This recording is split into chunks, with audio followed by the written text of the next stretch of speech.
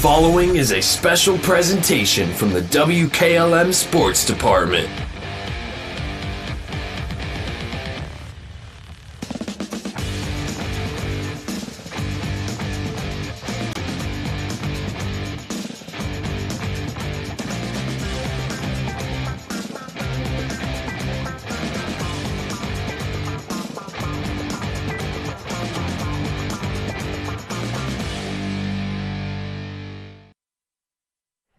Good evening from Hiland High School. Time to get ready for some boys high school soccer as the Hiland Hawks host the Minerva Lions.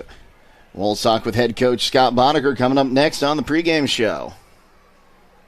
MEB Systems, a name that has been around since 1977. It is the area's flat roof specialist. Their mission statement is, serve our team, customers, and community by offering exceptional and innovative flat roofing services, all for the glory of God. MEB Systems has the experience to handle anything from scheduled maintenance to roofing multi-acre facilities protecting valuable equipment and merchandise. Call MEB Systems, your flat roof specialist, at 330-852-4333, or visit them online at MEBsystems.com. MEB Systems wishes all local athletes the best success this year. Premier Pharmacy has more ways to serve you. I'm Joel Gauss from Premier Pharmacy, and I'm happy to announce that our newest location in Sugar Creek is open and accepting new patients. Our location in downtown Sugar Creek accepts most major insurances and offers the same great service you've come to expect in our Berlin and Millersburg locations, including delivery and vaccination services. Give us a call today at 330-852-5146 and start experiencing the Premier Pharmacy difference. Premier Pharmacy is your local hometown independent pharmacy. Time is ticking and your dream home is waiting. This is Ben Hirschberger at the Commercial and Savings Bank. We understand that buying a home can be overwhelming, but with CSB, it's easier than ever. We offer a range of options. Whether you're looking to buy, build, refinance, or improve your home, our mortgage lenders will guide you every step of the way. Visit our website at csb1.com to apply online today and turn your dream into a reality. The Commercial and Savings Bank, where homeownership begins. Member FDIC, Equal Housing Lender. Denko Marketing and Tricor Industrial, two reputable entities, are the proud sponsors of this broadcast. Denko takes pride in distributing garage door parts and producing specialty tools, serving customers at home and abroad. Need superior tools for your project? Head to Tricor Industrial on Bowman Street in Worcester, boasting an impressive lineup of Milwaukee power tools, Wright tools, grade 5, grade 8, and stainless steel fasteners. While visiting, don't overlook their steel blue work boots and wide selection of drill bits, taps, and dies. Denko and Tricor, proud partners of making an impact in your community. Beachy's Auto, Diesel, and Tire Service continues to offer the convenience of two great locations on US 62 in Winesburg and on County Road 201 in Berlin. The Winesburg shop will take care of heavy-duty truck and fleet customers from 7 a.m. to midnight, while the Berlin facility will repair auto and light trucks from 8 a.m. to 5 p.m. Contact them in Winesburg at 330-359-5421 or in Berlin at 330-674-6970. That's Beachy's Auto, Diesel, and Tire Service in Winesburg and Berlin. Other guy's insurance, you got Kyle. Hey Kyle, it's Brenda. I was just reading through your proposal and I have a few questions. When we drafted up your proposal, we really aimed right down the middle. Sometimes wonder if your insurance agent true priority is more time on the golf course. At Hummel, we do insurance differently. Our expert advisors help you not only mitigate risk, but operate more efficiently, decrease employee turnover, and increase your bottom line. Driving close to power lines is usually safe, but accidents can happen unexpectedly. Do you know what to do if you come across downed power lines? Step 1, stay inside your vehicle for safety. It's often safer than being outside with live cables. Simultaneously, dial 911 for immediate assistance. Step 2, also ensure that no one approaches the vehicle. It's advisable to maintain a distance of at least 50 feet from the car. To learn more, reach out to your local co-op for additional information. Attention Knights Nation, this is Noah Clark with Clark Fowler Electric. As a proud sponsor of West Home Sports from T-ball all the way through high school, Clark Fowler Electric Motors and Supplies is on top of the game. With almost 3 decades as the area's leading provider in parts, repairs, and service, Clark Fowler is a team that you can count on. If you've had a breakdown, we'll get you back up and running and get you back into the game. Visit ClarkFowlerElectric.com for more details and information and all your electric motor needs. Go Knights!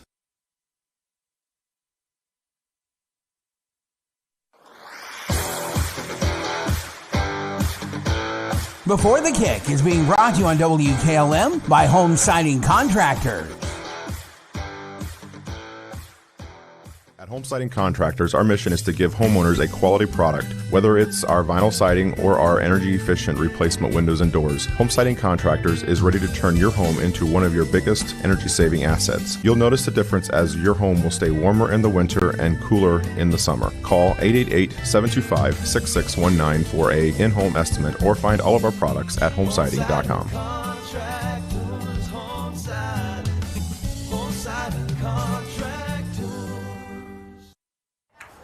Jake Saddle here with Hawks head coach Scott Boddicker. Coach, you're getting things started tonight against Minerva in a game right before tournament seeding happens. Yeah, excited to get that taken care of this weekend, kind of see where we fall. We've been playing real well lately. Expect we'll probably get a pretty good seed, and once we know that path, we'll get our preparations underway.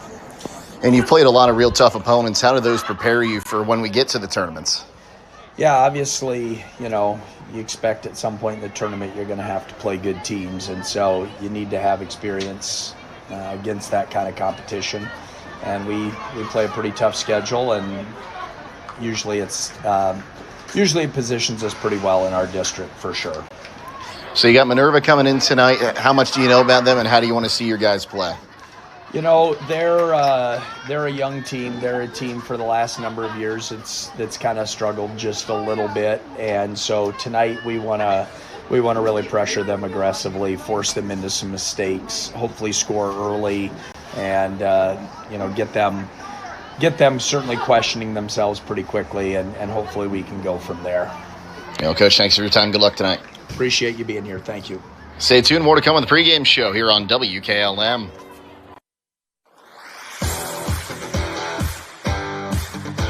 Before the Kick has been brought to you on WKLM by Home Siding Contractors.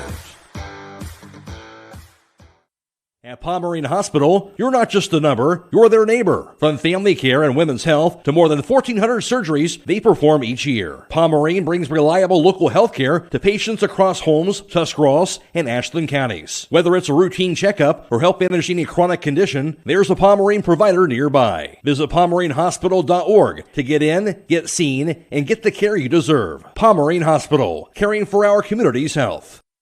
The American Professional Truck Driving School by Buckeye Career Center offers hands-on CDL training and expert-led classroom instruction to prepare you for success. Already trained elsewhere? No problem. Complete testing on-site at U.S. America CDL Test Center by Buckeye Career Center. Register for training or to take your CDL test by calling today. Get the skills. Get certified. Get on the road with Buckeye Career Center. EcoSeal Home Solutions has been serving all of Northeast and Central Ohio as the leader in foundation, waterproofing and repair, basement exit systems, and gravel delivery. Whether you're building a new home or your existing home foundation and basement is in need of some TLC, EcoSeal has the answer. For more information or to schedule a free estimate, call 330-893-SEAL. That's 330-893-7325. When the power goes out, your life is disrupted. Heat, air conditioning, refrigeration, phones, all gone. Be prepared for the next outage with a Generac home standby generator. After sensing a power outage, a Generac generator automatically restores your home's power, whether you're home or away. Power your life with a Generac home standby generator. Team up with Millersburg Electric and Generac today to schedule your free in-home consultation and a turnkey generator install. Call or visit MillersburgElectric.com and be ready for the next power outage. Loading the kids in the car, brokering peace in the back seat, mastering the snack handoff without even looking. Why are simple things sometimes so complicated? Thankfully, with auto owners, insurance doesn't have to be one of them. We work with independent agents who keep insurance simple, so you can worry about more important things, like figuring out what's growing in that cup holder. That's simple human sense. Contact your local auto owner's insurance agent. Hobron's Insurance Service, 170 South Clay Street in Millersburg. Call 1-800-340-3767. Technology shouldn't slow you down. It should move you forward. Hi, this is Ryan Taggart with LodgeVision Technologies, and we've been helping local businesses for over 12 years on US 62 in Winesburg, solving tech problems and making everyday operations easier. We know small business challenges because we've lived them, and we are here with custom IT solutions that just simply work. At LodgeVision, it's people first for our clients and our team. That means service with integrity, professionalism, and real care. Call 330-234-5025 for your free consultation today. LodgeVision Technologies. Local IT, real solutions, people first. Firestone Farm tires are the most preferred tires in America. Not only are they proven to be among the most productive farm tires you can buy, they're backed and serviced by the best trained and equipped farm tire dealer, the certified Firestone Farm Tire Dealer. So whether you need top quality Firestone Farm tires or fast, dependable tire service, count on us to keep you rolling. Get your Firestone tires at Millersburg Tire Service, State Route 39, Millersburg. With today's market instability, many homeowners are looking to upgrade their existing home rather than buy or build a new one. At Home Siding Contractors, we know choosing the many colors and styles of siding, replacement windows, and doors can be overwhelming. At Home Siding Contractors, we can help make that decision easier. Durability, beauty, and low maintenance over time describes our products the best. Call Home Siding Contractors today at 888-725-6619 and let our professional staff help upgrade your home today.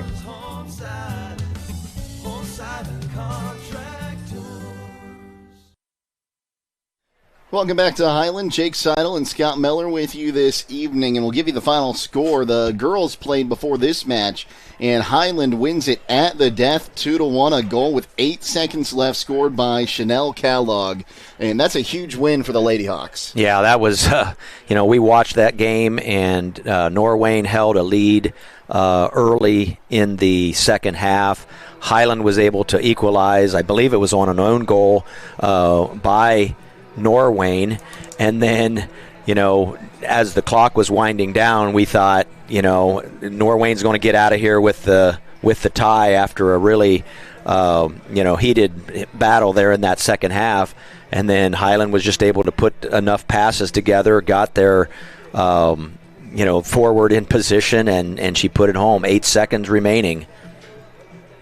We'll talk about the boys now, coming in a record of 10-2-2, unbeaten in their last 7 with 6 wins in that span, coming off a 2-1 win over Cardinal Mooney. That Cardinal Mooney, they always put out a good program. They also look in there, Clear Fork, Canton Central Catholic, Lake Center Christian, Tusky Valley, and North Olmsted. Those are all very quality programs that the Hawks have gotten wins against. Yeah, they're looking very good as we start to move a little closer to tournament time. And, I think their opponent tonight is going to be in for a battle. Minerva on the road, coming in with that 2-9-3 record. The Hawks and the Lions have had some common opponents, both Tusky Valley. Hiland has a win, a 6-0 win over Tusky Valley. Minerva, the Lions lost 8-0. Both teams played Marlington, and both teams lost to a very good Marlington team. Minerva 7-0, and Hiland won. They lost 3-1. Their other common opponent, Minerva, will not play until later this week, and that is Canton Central Catholic on the 4th. Hiland dispatched Canton Central Catholic 6-0. Then you look a little bit more at Minerva. They just picked up their second win on the season against Carrollton, and they're a team that's looking to build a program. Yes, they. You look down their roster as compared to the Hawks, a lot of ninth graders. And, there's just only a couple seniors on this program for Minerva. Minerva has kind of gone through a little bit of a rebuild, but a lot of 10th graders, a lot of 9th graders, a couple juniors as well, and that is something that I'm sure Coach Tyler Stewart, regardless of the outcome of tonight's game, he wants to play opponents like the Hiland teams and the Carrolltons and some of those opponents that are in, a little bit more local to them, in order to get their kids exposed to the kind of soccer that they're going to see, especially when they move into the tournaments in a couple weeks. And I think another good sign for the Lions is that their leading goal scorer is Noah Morkel, who has 10 goals on the season and 2 assists. And when you have a freshman playing as a midfielder, that's something you love to see. Yeah, it looks like he's leading the team in points. He has 22 points on the season. That's 10 goals and 2 assists. So, again, that is something that he's showing a lot of promise. Their second most goal scorer, Wyatt Gonzalez, he has 3 goals on the season so far. And then you've got a couple, 2 or 3 other players that have had goal opportunities and have made good on those. And they've made a move. It looks like Talon Murphy leads this team in saves. He's going to be playing in the field tonight. And the junior Jace Wright will be in goal. He's made 4 saves this season. Yeah, and I think sometimes that's one of those trade-offs is, when you pull your goalkeeper, your main goalkeeper out into the field of play, it's hoping that maybe you can generate some offense, because typically a lot of those kids, whether it's as a defender or we put them in the midfield, they typically have some pretty good ball skills. It's amazing how a lot of teams, their best on-ball player oftentimes will be their goalkeeper, just because they're a very athletic kid. Sometimes they're a little bit bigger than other players, but it'll be interesting to see the games that I've watched Hiland play this season. The Hawks typically just kind of outrun their opponents. They're certainly very, very fit. And this time of the season, most teams are pretty fit, but Hiland, they come into the season very fit, and they usually have a very solid, strong back line, strong goalkeeper in Chase Koblentz, the junior. He'll be wearing 00 again tonight. And then those forwards up front, the last game we saw here, I believe it was against Chippewa, the Hawks played, and it was, I'm not sure if that was exactly the game, but Roman Tkachuk, and it was, you're going to have to help me out here, Jake, trying to remember who, Christian Mullet. Those two both had very good games. If one wasn't scoring the goal, they were assisting on a goal.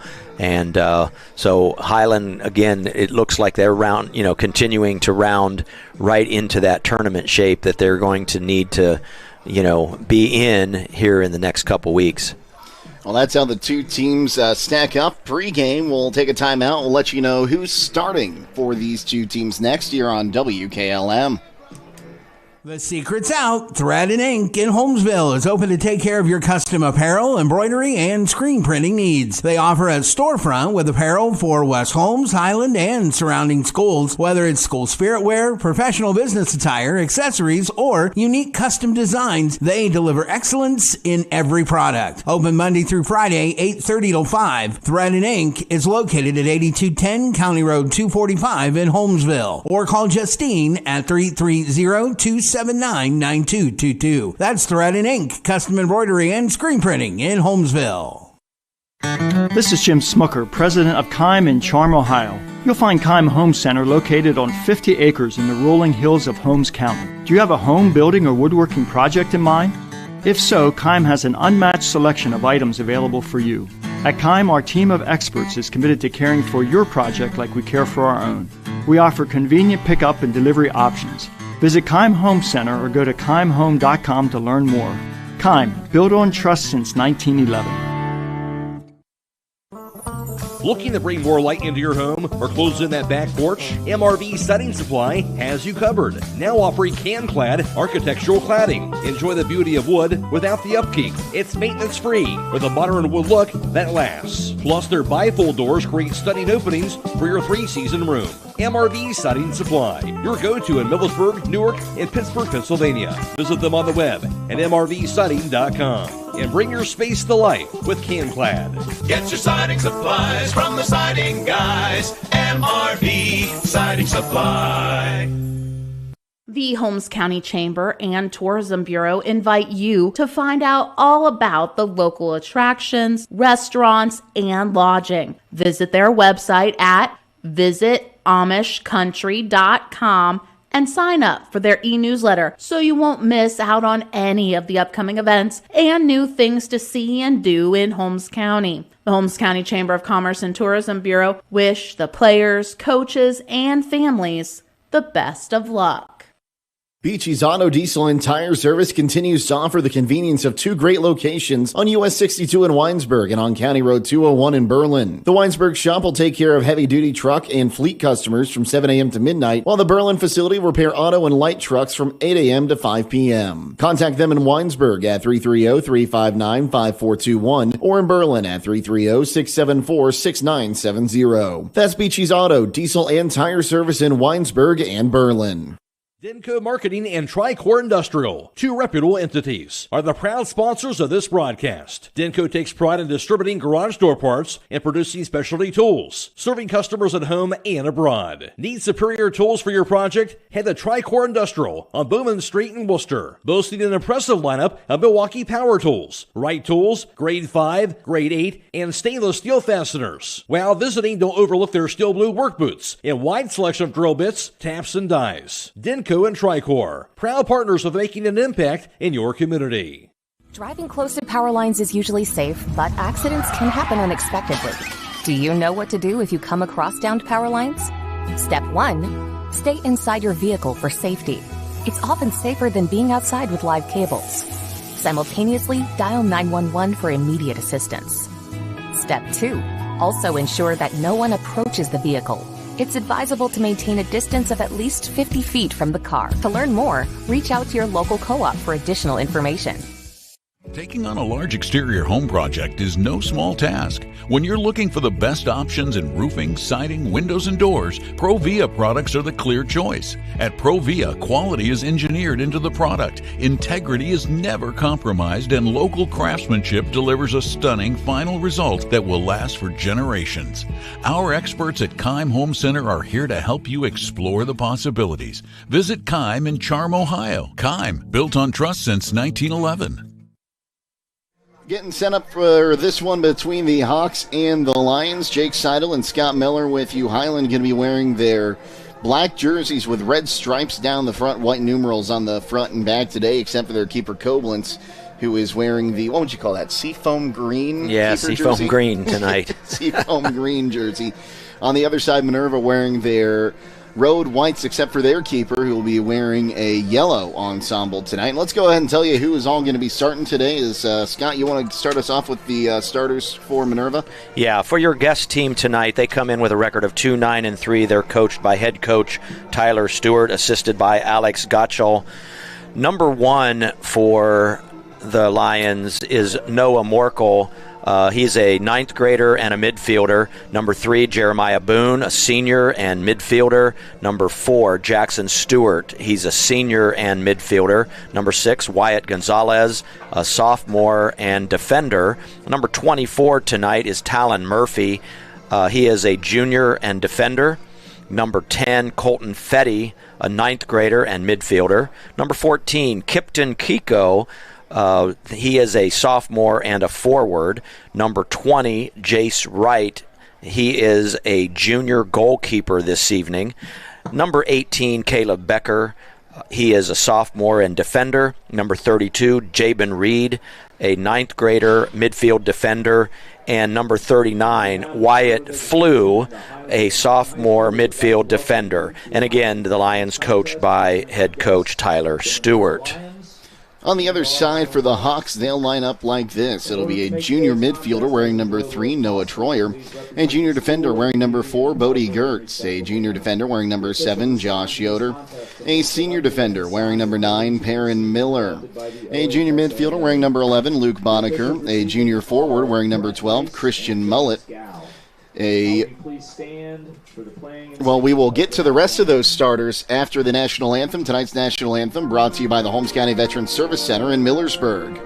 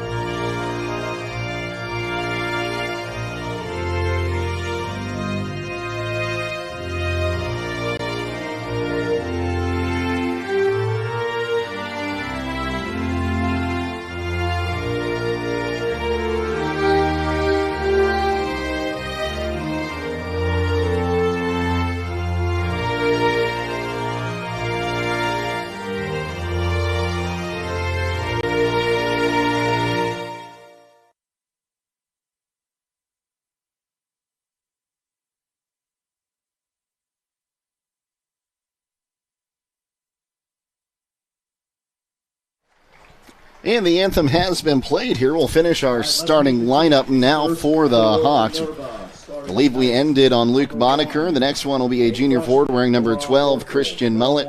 A senior forward wearing number 13, Rowan Miller. A junior midfielder wearing number 14, that's Blake Stutzman. A senior defender wearing number 16, Max Jones. A junior forward wearing number 17, Roman Kachuk. And the junior goaltender wearing number 00 is Chase Koblentz, as Scott Boddicker is the head coach of the Hawks. And I think my time up north came out there a little bit, calling it the goaltender instead of the goalkeeper. There you go.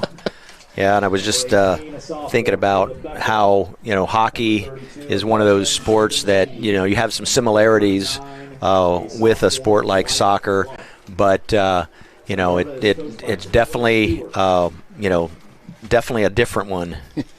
A different one, and it takes a different kind of player too. Some of those hockey players, you never know what you're going to see, especially from the goalies. Absolutely. We should be in store for a pretty good game today from the Hawks. Scott, I think. What do you think we're going to see out of this one from Hiland? Well, again, I think that in most years, Hiland, they tend to start playing their best soccer, midway through the season. A lot of times they'll schedule opponents like North Olmsted. They got to play at historic Crew Stadium when they played them, ended up with a 1-1 tie. But, to have that opportunity not only to go to historic Crew Stadium, but then also to play a team like a North Olmsted. They've all had already played Marlington, a very, very strong side from Alliance, and, was one of their earlier season losses. But, I kind of expect that Hiland it'll be a little bit of business as usual with them. On paper, obviously, they look to be, the better team and a dominant team with that 10-2-2 record as compared to the Lions coming in at 2-9-3. However, you just never know, with a team that's young like Minerva, and they've probably grown a lot over the season. So we're going to continue to see a lot of that growth. And so I think their coaches are, expecting them to come out and they're going to play hard. Brent Rice and James Gow are our referees for tonight's contest as we'll get underway. And now looks like we might have had a premature whistle here. So they'll stop the clock. I think they're going to reset it back to 40 as 4 seconds had come off. I think a little miscommunication between our two officials here. As in the center circle is Christian Mullet. And it looks like they're going to try the college kickoff play. Now they're just going to drop this one back, and they're going to boot this one forward towards the top of the 18, and this one will roll out for a goal kick. So they had Roman Kachuk on the far side making the run after that ball, Scott, but just a little too much mustard on it. Yeah, and that's kind of what we saw, a couple weeks ago when we watched the Hiland Hawks play here at home. Christian Mullet to Roman Kachuk. That happened a lot. That tandem is a very, very lethal tandem for the Hiland Hawks. Off the goal kick, the ball goes off the head of Bodie Gertz and out on the far side. It'll be a Minerva throw-in. Looks like it's going to go off the Hawks. Nope, goes off the Lions, according to Brett Rice on that far side. It'll be a Hiland throw. Yeah, Jeremiah Boone was the last to touch that on that far side of the field. Throw comes in. They'll drop it back to midfield. Now the pass comes into the middle here for Stutzman. He's going to send it on the outside now for Max Jones. Jones sending it forward here. There's Boddicker. He tried to send it into the middle. Now one touch back to Boddicker on the near touch line. Boddicker takes a step, now back into the middle. Inside there for Mullet. Trying to leave it back for Boddicker, and now it'll be a whiffed clearance as the defender falls. Kachuk trying to hold on to that one, leaves it on the outside. Gertz tries to get the cross off. It gets blocked, wins it back. Now, cross comes back in, picked up by Minerva on that far side. And it'll be cleared out. I'm sorry, folks. It's hard to see that defender's number on the far side there. So the ball goes out off of Hiland in front of the Minerva bench. Yeah, I'm still having trouble figuring out who that is. Ball comes in. It's headed forward. Goes to the outside. Kachuk takes a touch. Now pops it into the middle of the field. It'll come all the way to Jones. Jones trying to send it forward for Boddicker. He has to break on the 50-50 ball. Another attempt to go on the outside. Knocked down and fall to the feet of Boddicker. Comes to the near side for Jones. Jones gets it down the line. Picked up here by Rowan Miller. Miller, right-footed cross right in the middle of the box. Kachuk can't get on the other side of it. Also went past Mullet, but Kachuk will keep it in on the byline as the Hawks drop it back to the top of the 18. Here's a long cross off ahead and over the crossbar. I believe that was... Looks like number 13 that would be for... Rowan Miller on the shot attempt. That's just great soccer right there. Yeah, they did a nice job. Rowan Miller, a senior forward for the Hawks, with Christian Mullet and Roman Kachuk kind of up there in front. A lot of times he doesn't see as much of the ball on the attack, but he was in the right position. Kiko had his pocket picked by the Hawks as they'll try to move things through again. Here is Christian Mullet, leaves it in the middle. It'll be picked up again by Miller. He drops it back. Here's Boddicker from a distance, has his shot blocked, gets it back, leaves it in the middle. Ball squirts free near the penalty spot, but it will be Gonzalez sending it to the outside, but Kachuk will grab that clearance. He'll cycle it back, and they'll try to get it back around. It ends up going off of a Lions player and out for a throw-in. Kachuk now battling for that throw-in. Cross comes through. Mullet can't get a foot on. Will be grabbed there by the keeper in right to keep it out of harm's way. Right foots this one away. Max Jones has it off his shoulder into the middle now for Boddicker. He drops it back as the defensive line will look to reset it to the near side. Here's Perrin Miller.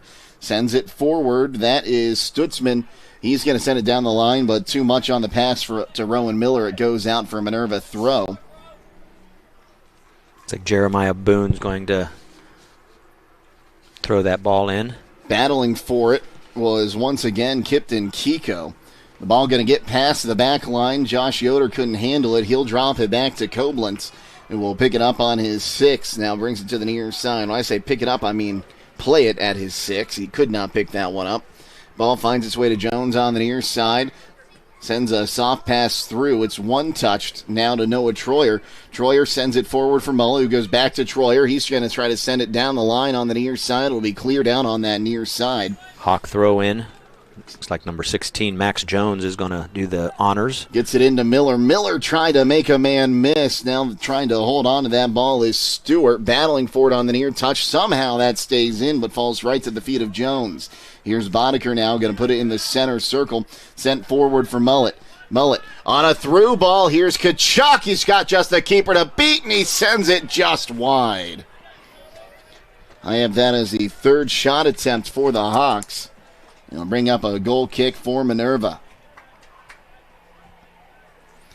We talked in the pregame, Scott, about how this is a Minerva program that's kind of in a rebuilding phase, but playing an opponent like Hiland can help you see where you need to improve. Yeah, and, they moved a few players around. They wanted to get one of their better players up into the action as we'll move tonight. Forward. Here's the counterattack by Minerva after Jones misplayed a ball. Up top here is Kiko, leaves it in the middle. It'll be cleared out to the near side. He was trying to find Morkel as Kiko tries to come back and collect it on the touch line, but it'll be picked up by Rowan Miller. Now here's Mullet. He's dispossessed. Kiko trying to leave it for Morkel. Morkel has it taken off his foot, and now here's, I believe that was Mullet carrying it forward. Leaves now in the middle for Boddicker. He sends to the outside for Kachuk. He drops it back. Hawks looking to reset this offense. Long cross up to the top of the 18. It'll go out off of a Lion for a corner kick. That might have been Gonzalez. It went off, and now a corner will be won for Hiland as Mullet chased after it. Our first corner of the evening. So it'll be a outswinging corner with the right foot from the far side. Great service off ahead, and it'll run wide and out for a goal kick. Is that Noah Troyer that got his head in there?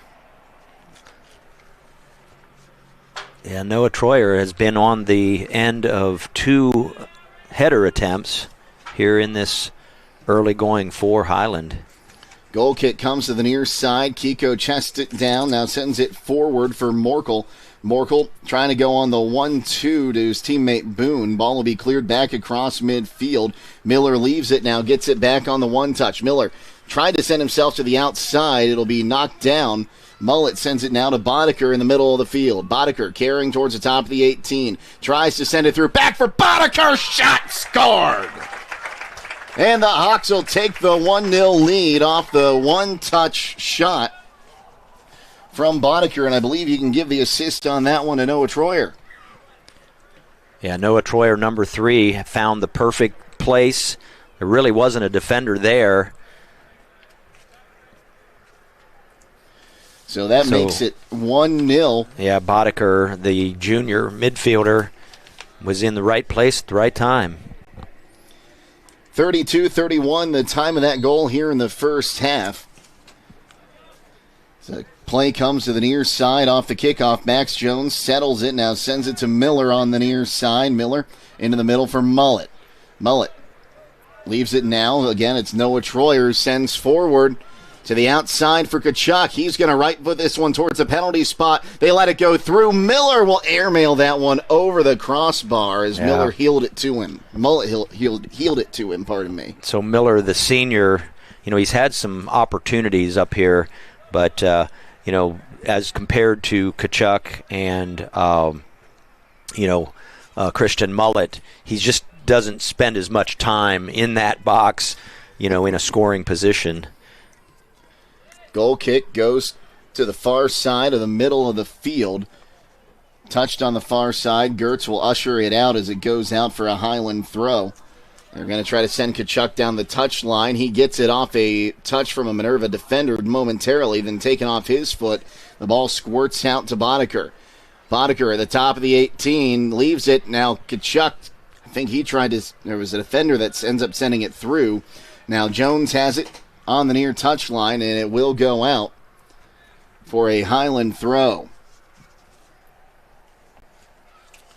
And it'll be Stutzman out to take it. So not too far from the 18. Throw comes into the box. It's off ahead, runs wide, and then put in. And they will count that one. I did not catch the number. Was that Rowan Miller? I believe it was. He finally gets one. He's had 3 attempts already here in this first half. So number 13, Rowan Miller, he's a senior. And that one, he just kind of chested it down in the box and puts it in as the keeper was wide. Yep. So I have that down as the 7th shot attempt, 2nd shot on goal by Hiland. College kickoff play comes to the near side. A battle for the ball. Jones will win that one against Boone, and the ball finds itself up on the offensive side again. Here's Boddicker playing on the near touchline, now turns back into the middle for Troyer. Troyer will move it along in the middle for Blake Stutzman. So I'll correct myself. It was Mullet that took that last throw-in, not Stutzman. He got my 14 and my 12 mixed up. Ball finds its way to Kachuk on the far side, keeps it in on the line. They'll play it down for Boddicker at the top of the 18. Boddicker dribbles back into the middle of the field. Now Troyer trying to send it through. And it'll be cleared away towards midfield, but that's where Stutzman will corral it. Tried to send it to the far side, had his pass knocked down, and a foul going to be called as he collided there with the captain for Minerva. I saw the captain's armband, but those red numbers are kind of small and hard to see on the far side of that field. Yeah, that defender that we've been trying to figure out tonight, I have him as number 20, Jace Wright, but I think we announced him as our goalkeeper, but I do think that it might be Jace Wright playing number 20, and our goalkeeper is number 24. That could be what is happening here. They'll play this one through on the near side. Hawks have the ball, and here's Mullet. Dribbles into the 18, tried to nutmeg his defender. Ball falls to Miller. Miller drops it back, crosses it outside the 18. Now here's Stutzman taking a heavy touch, and he'll put that one up and over the frame and out for another goal kick. Yeah, sometimes those midfielder defenders, they they just don't have that skill in and around the 6-yard box.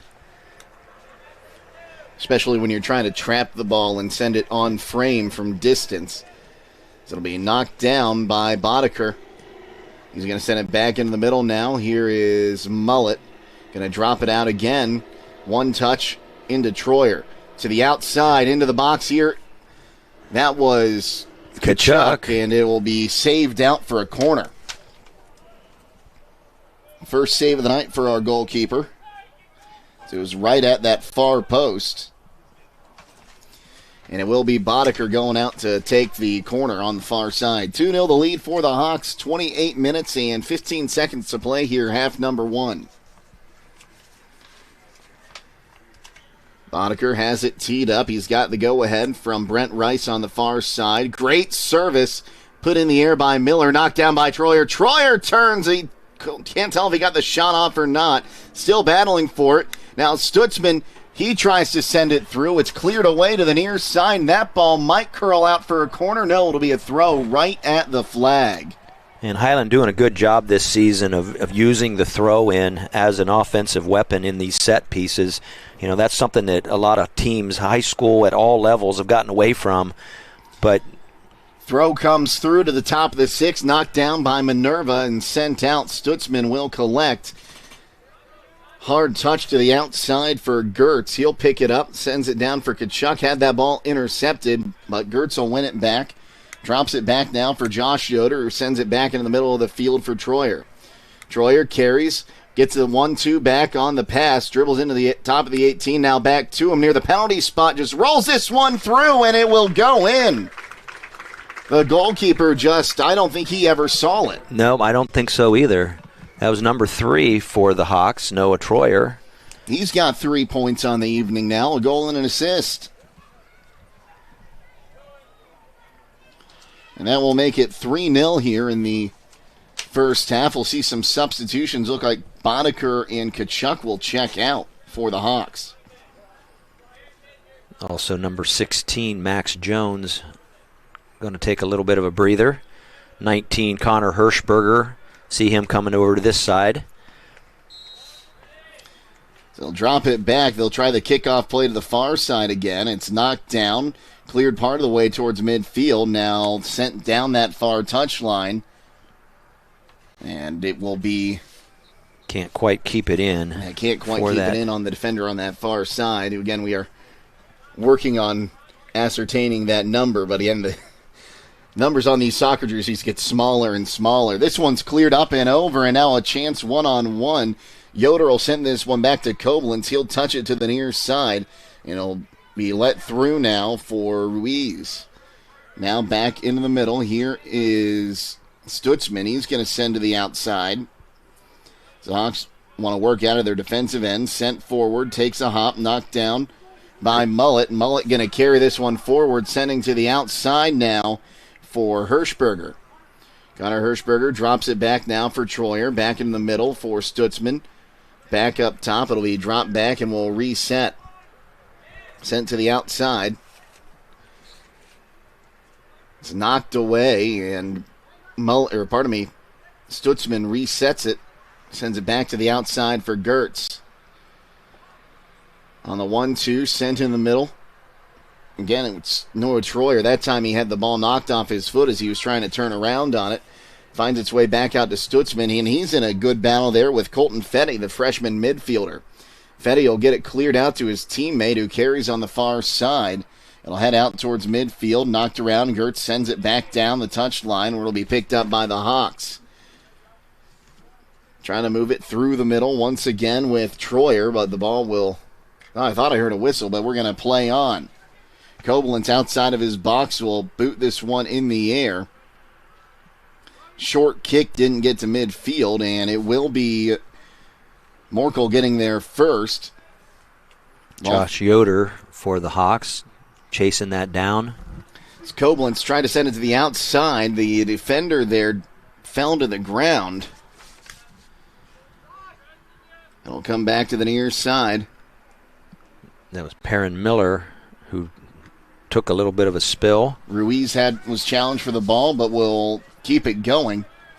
So Cameron Yoder with the ball. Sends it forward now. Christian Mullet. Mullet's got it through some contact. Advantage being played. He's one-on-one with the keeper with one behind him. Some contact with the keeper, and he will put it in. And they're going to call it another goal. Now, the keeper hadn't gotten down to make a play on that ball yet, so any contact there was coincidental. So that one will count. 24-29 to go, and it is 4-0 Hawks.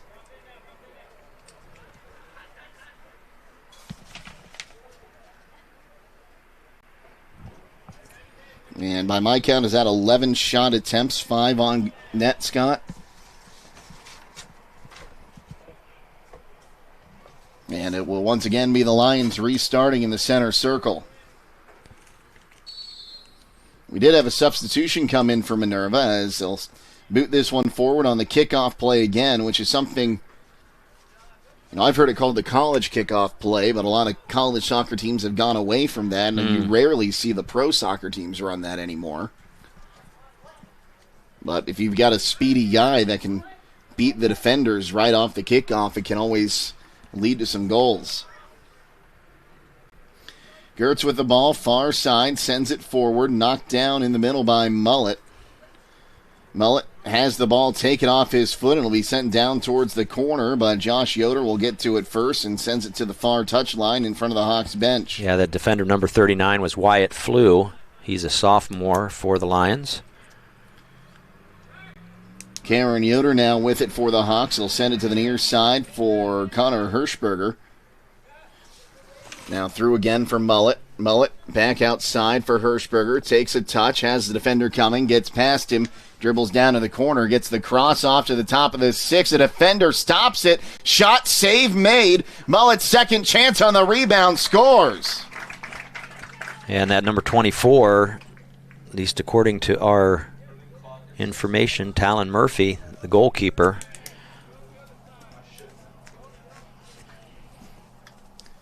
So the goal is scored. So it's 5-0 the lead. We have more for the Hawks. And Scott, it's been all Hawks. I think we've spent maybe a total of 60 seconds in the defensive end. Yeah.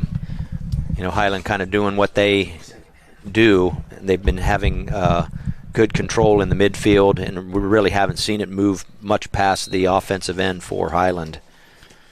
So they'll try the kickoff play again, this time to the near side, off the chest there of Max Jones, who checked back in, and it'll fall to Morkel. Morkel shot, save made by Koblenz.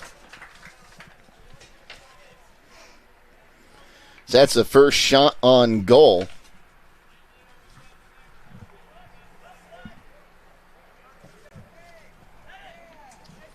So we get back across midfield. Now Yoder runs through with the header as Stewart had it come to him, and now the Hawks have it again. Drop back. Here's Yoder sending to the near side. Hirschberger not going to be able to get there to keep that one in.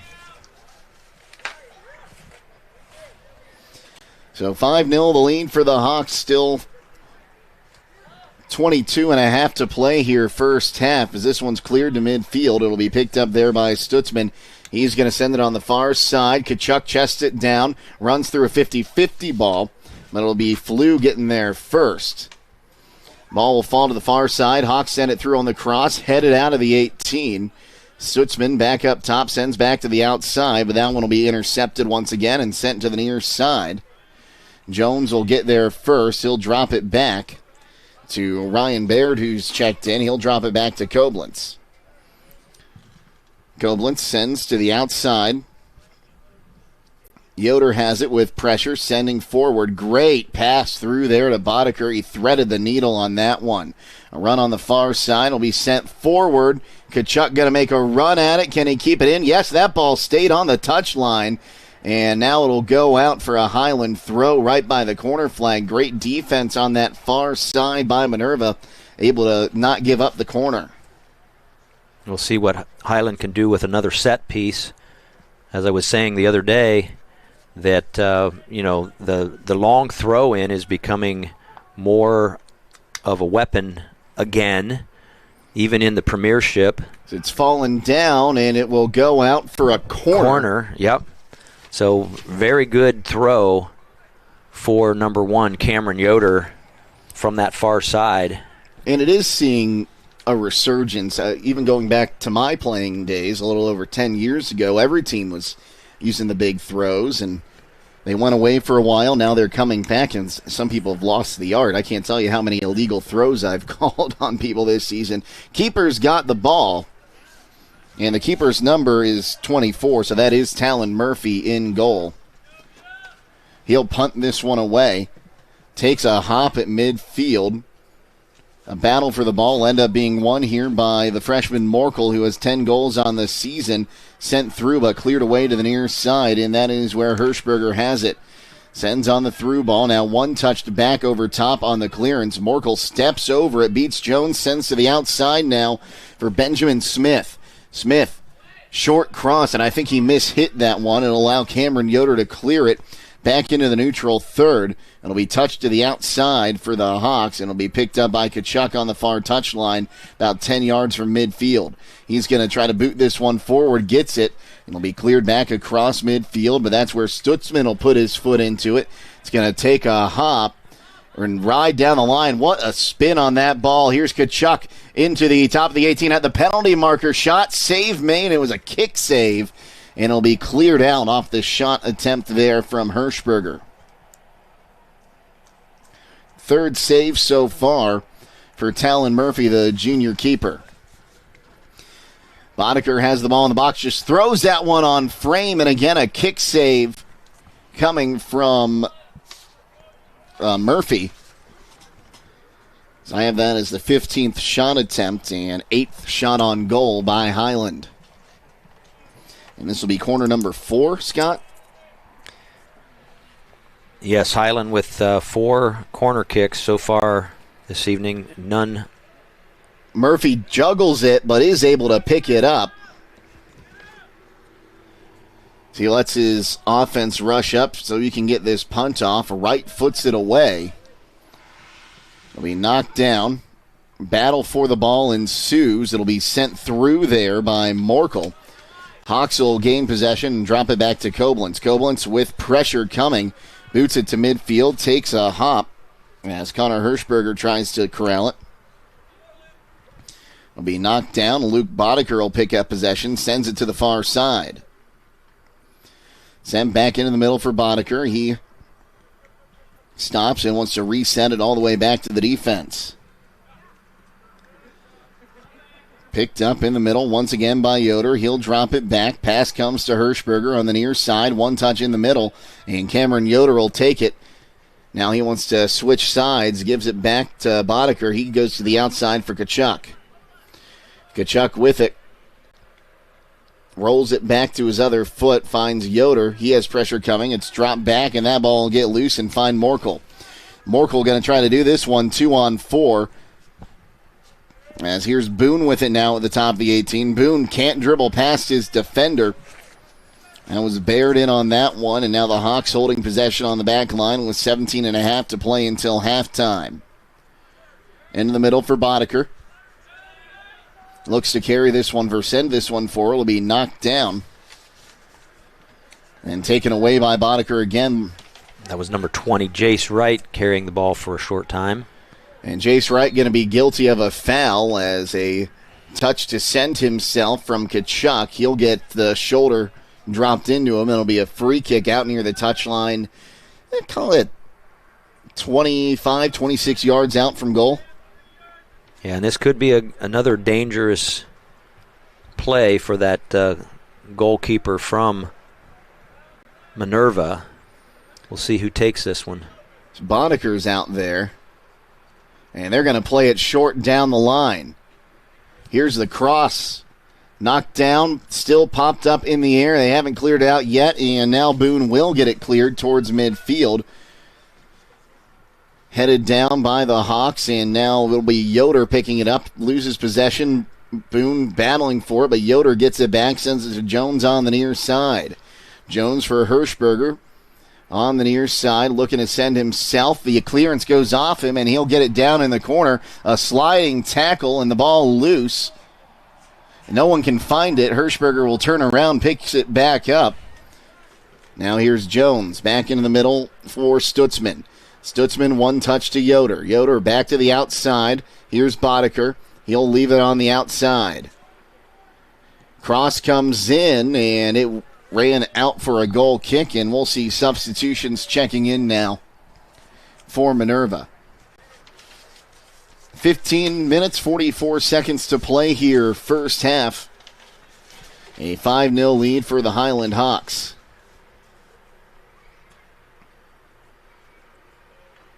Yeah, one of the players I saw out there early for Minerva was that number 14, Kipton Kiko, and not sure I've seen him in since early in that first half.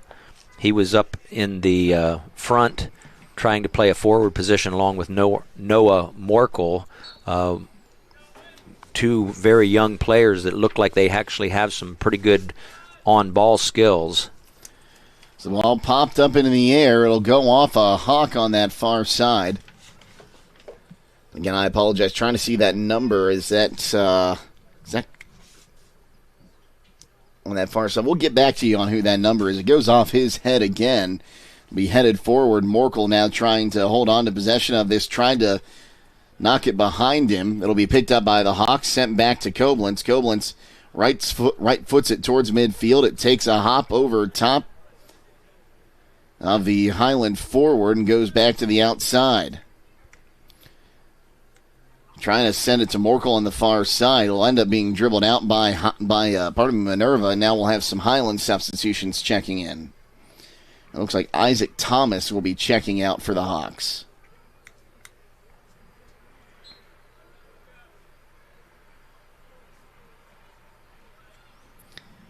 So a throw in front of their bench on the far side.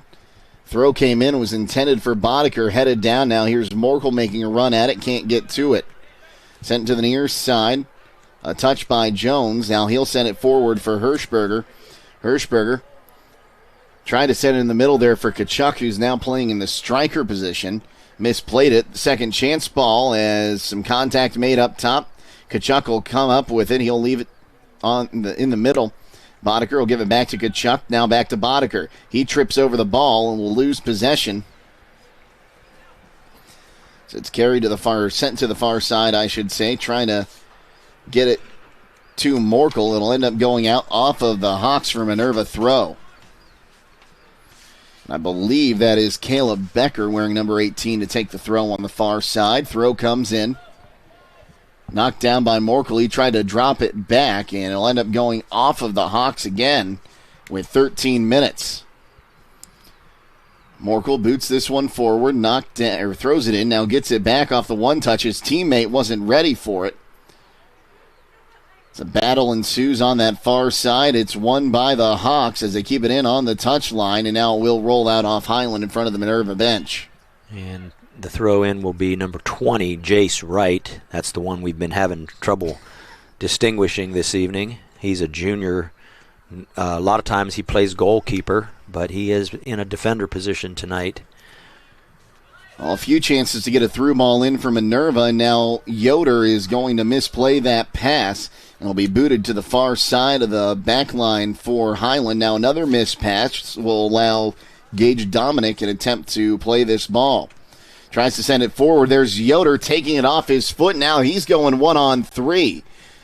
Gets turned around off the ball. Still somehow getting it towards net. Now 2 to beat. Gets into the top of the box. He takes a shot, and it's going to run off of a defender and in. And I think since that was a shot block, it still counts as Yoder's goal. Yeah, I'm not sure it was redirected enough by that defender to make it an own goal. So I think we're going to give Cameron Yoder that goal here at the 12:05 remaining here in half number 1. And that's a strong play he made. He got that ball down near in the midfield, in the neutral third, dribbles through literally 5 defenders, somehow gets into the box. His shot gets partially blocked and deflected into the goal. That's just a strong play. Yeah, as I've covered the Hawks this season, he is one of those players that, he is a junior. However, I've noticed a lot of his skills, especially in and around the penalty box and inside the 18. Sent down into the corner. Hawks have it. They'll drop this one back to Koblenz. He's got pressure coming. He didn't know it was there. Just gets rid of it to the outside in time. I think his defender may have been a little remiss in not letting him know that guy was coming in on his backside. He had his back completely turned to the sideline. Well, is that Benjamin Smith who made that run? I think it was either him or Colton Fetty. The pass goes to Boddicker. He's going to carry it towards that far touchline. Gets the pass off. Gets the 1-2 back. Can't hold on to it, though. Taken off his foot. He's going to battle for it, and a foul will be called against him on the push-off. Third foul of the game. Second foul to go against the Hawks. They'll bring the free kick back to the Minerva defensive end of the field. Just about, let's call that 6.5 yards from midfield. We don't have the rangefinder out here today, but we're just going to guesstimate that one. That free kick just going to squirt over top of the head of the forward on the far side. It'll roll out for a goal kick. Yeah, and again, that was number 20, Jace Wright, who is a lot of times their goalkeeper, but he is playing a defender role, so it looked like a goalkeeper's kick. Didn't look like this goalkeeper's kick. Right. Back when I played. There's a reason when I played keeper that our defenders took my goal kicks. To the near side, here's Max Jones picking it up. He'll move it forward for Hirschberger. Hirschberger carrying. Now goes back into the middle. Has the ball taken off his foot there. I believe that was by Flew. A battle for it in the midfield. It'll be sent, a whiffed touch, I should say, off the foot there of Troyer. Yeah, Grady Troyer of Minerva, number 2. Ball ends up on the far side, now into the middle for Boddicker. He has a heavy touch, and here is Morkel sending it forward. Now they're going to try to 1-2 him back to the top of the 18. Morkel, his attempt to get through is thwarted, and it'll come all the way up top. Gets past Kachuk, and now they send it to that far side. Knocked up into the air, partially cleared, and having a hard time holding on to that one was Grady Troyer. Now here's Fetty sending it to the outside. It'll be cleared back across midfield, knocked down. Here's Kachuk making the run. It'll come to the near side off the clearance. Max Jones Can't hold on to it. It goes off his knee to the outside here, and it'll be a throw-in. Quick throw, long throw down the line. It goes off of Jones's head, stays in bounds. Now here's Yoder into the middle for Troyer. Knocked down, and now here is Grady Troyer from Minerva sending to the outside, taken away. In the middle now, Boddicker with pressure, takes a touch on it, able to keep it in play at least for a moment. There's a far side, Flew making the run at it. Wright will intercept the send to the far side. Carries it up and across midfield, knocked down by Austin Arnaudo. Comes back to the Hiland defense. They'll clear it back out now to Troyer, who has his pass intercepted there by Cameron Yoder. Far side, pressure's coming, and it's Wright running through like a freight train to the top of the 18. He takes a left-footed shot, and the save going to be made there by Koblenz. His second save of the evening comes with under 8 minutes to play here first half. Hawks up 6-0. Punt comes across midfield, knocked down by Minerva, popped up into the air. Knocked down by Troyer for the Hawks. They'll reset it, drop it back to Koblenz. He'll boot it back towards midfield. Takes a hop. Hirschberger gets it off ahead. Now a foot race, and Tkachuk won't lose many of those. Trying to touch himself back in the middle, has it taken off his foot. Now here's Hirschberger. Hirschberger, right-footed shot from distance, just over the crossbar. Yeah, that was a very well taken shot by Hirschberger. So we'll have substitutions galore for the Hawks here with about 7 minutes to play until the break.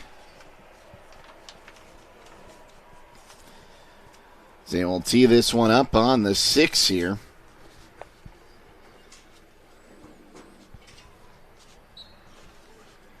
As that is Wyatt Gonzalez teeing it up on the 6, right in the middle. He's going to boot it forward. Boddicker gets his head to it first. It'll fall to the far side. Wright gets a touch on it, clears it to midfield. It'll be Morkel picking it up now. Morkel drops it back. They'll boot it to that far side, popped up into the air. Morkel going to try to settle this one. Tried to head it past his defender. Gets it down that far touchline, and it's ushered out on the far side by the Hawks. Yeah, for a ninth grader, Morkel is, a very, very good player. He was down behind the line on the throw-in, battling and keeping it in. He'll earn himself another throw. The throw comes into Morkel. He'll drop it back. It's lucky his teammate was onside. No, he was not onside. He was offside after the throw-in. He was behind that last defender. And there's no offsides on the throw-in, but as soon as that ball is in and touched by another player, if you're in an offside position and you get a pass, they're going to, a three-man system, raise the flag, but we've got a two-man system tonight, so the hand goes up and the whistle blows. 5.5 to play here. First half, pass into the midfield. It's going to be touched into the middle here for Ruiz. Ruiz sends forward. Now here's Mullet. Mullet back into the game. We'll drop it to Boddicker on the far side, but he'll let it play through. Now he gets it back on the touch, trying to move it forward. Mullet takes a touch over, now sends down into the corner. Wright is running after it, and it will go out for a goal kick before anyone can get to it. That's one of those things when you're playing on the artificial turf here, Scott. A little less friction than you see on regular grass, and a pass like that can just keep rolling. Yes. Under 5 to play here, first half. Worm burner of a goal kick there. It'll fall to Ruiz. Mullet tried to heel it back to him. The clearance will find its way to Boddicker. He'll send to the outside. Here's the cross off the head, and it will be grabbed by the keeper. He's able to keep it in as his body is out. And it will be Murphy punting this one away. Knocked down, and getting the 1-2 there is Morkel. He's trying to battle through. Morkel holding on through contact, can't get past that last defender. It'll be cleared to Ruiz, and now here is Boddicker. On the touch in the middle for, Mullet sends to the outside. Keeper is out. Into the middle now. Here's Mullet with just the keeper to beat. Shoots, and he has a hat trick. He'll make it 7-0 with 3:54 to play until halftime, and hats off to you, Mr. Mullet.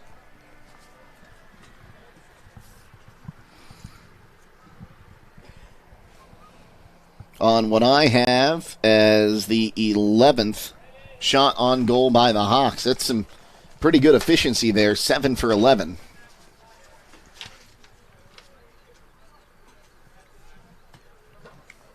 Yeah, Hiland kind of winning all of the positions on the field, although we spent most of the time in their offensive end this evening. They are defending very well, and their midfielders are winning most of the balls in the midfield.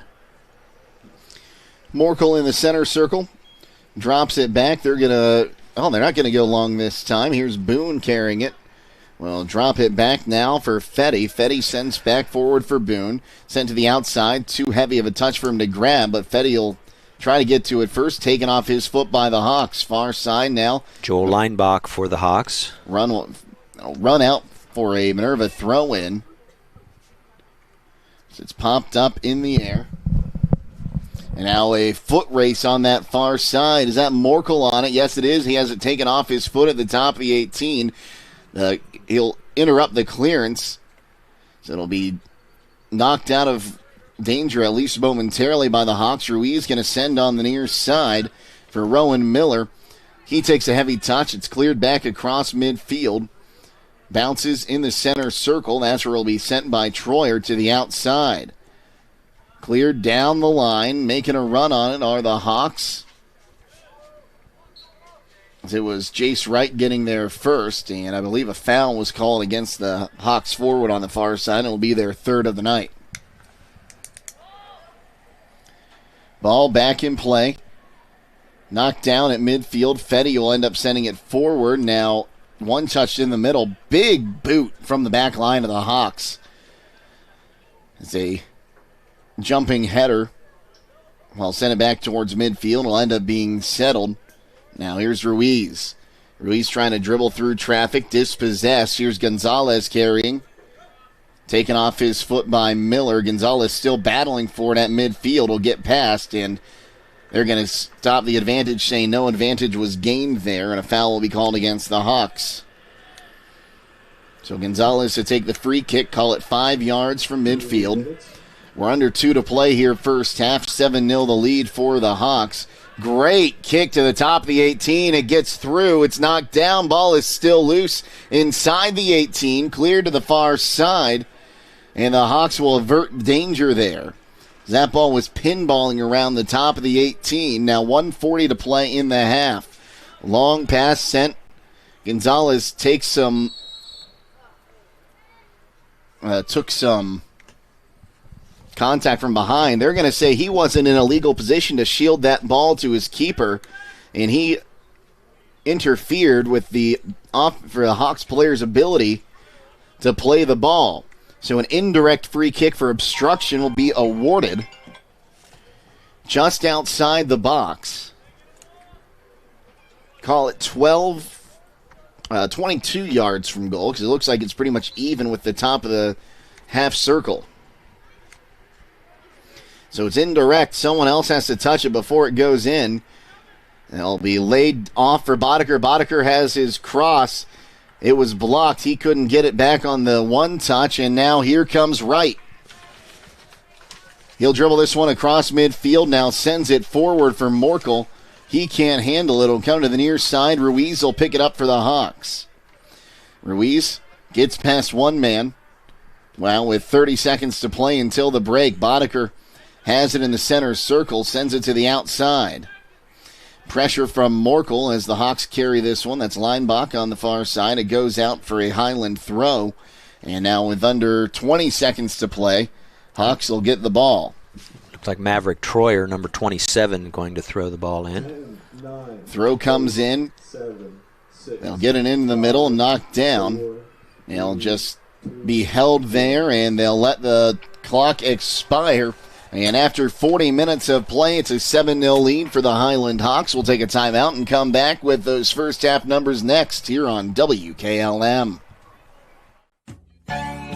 Some call it over-planning. At Millersburg Electric, we call it foresight. Be prepared for the next power outage with a Generac home standby generator. After sensing a power outage, a Generac generator automatically restores your home's power, whether you're home or away. Generac, it's not just a generator, it's a power move. Team up with Millersburg Electric and Generac today to schedule your free in-home consultation and a turnkey generator install. Call or visit millersburgelectric.com and be ready for the next power outage.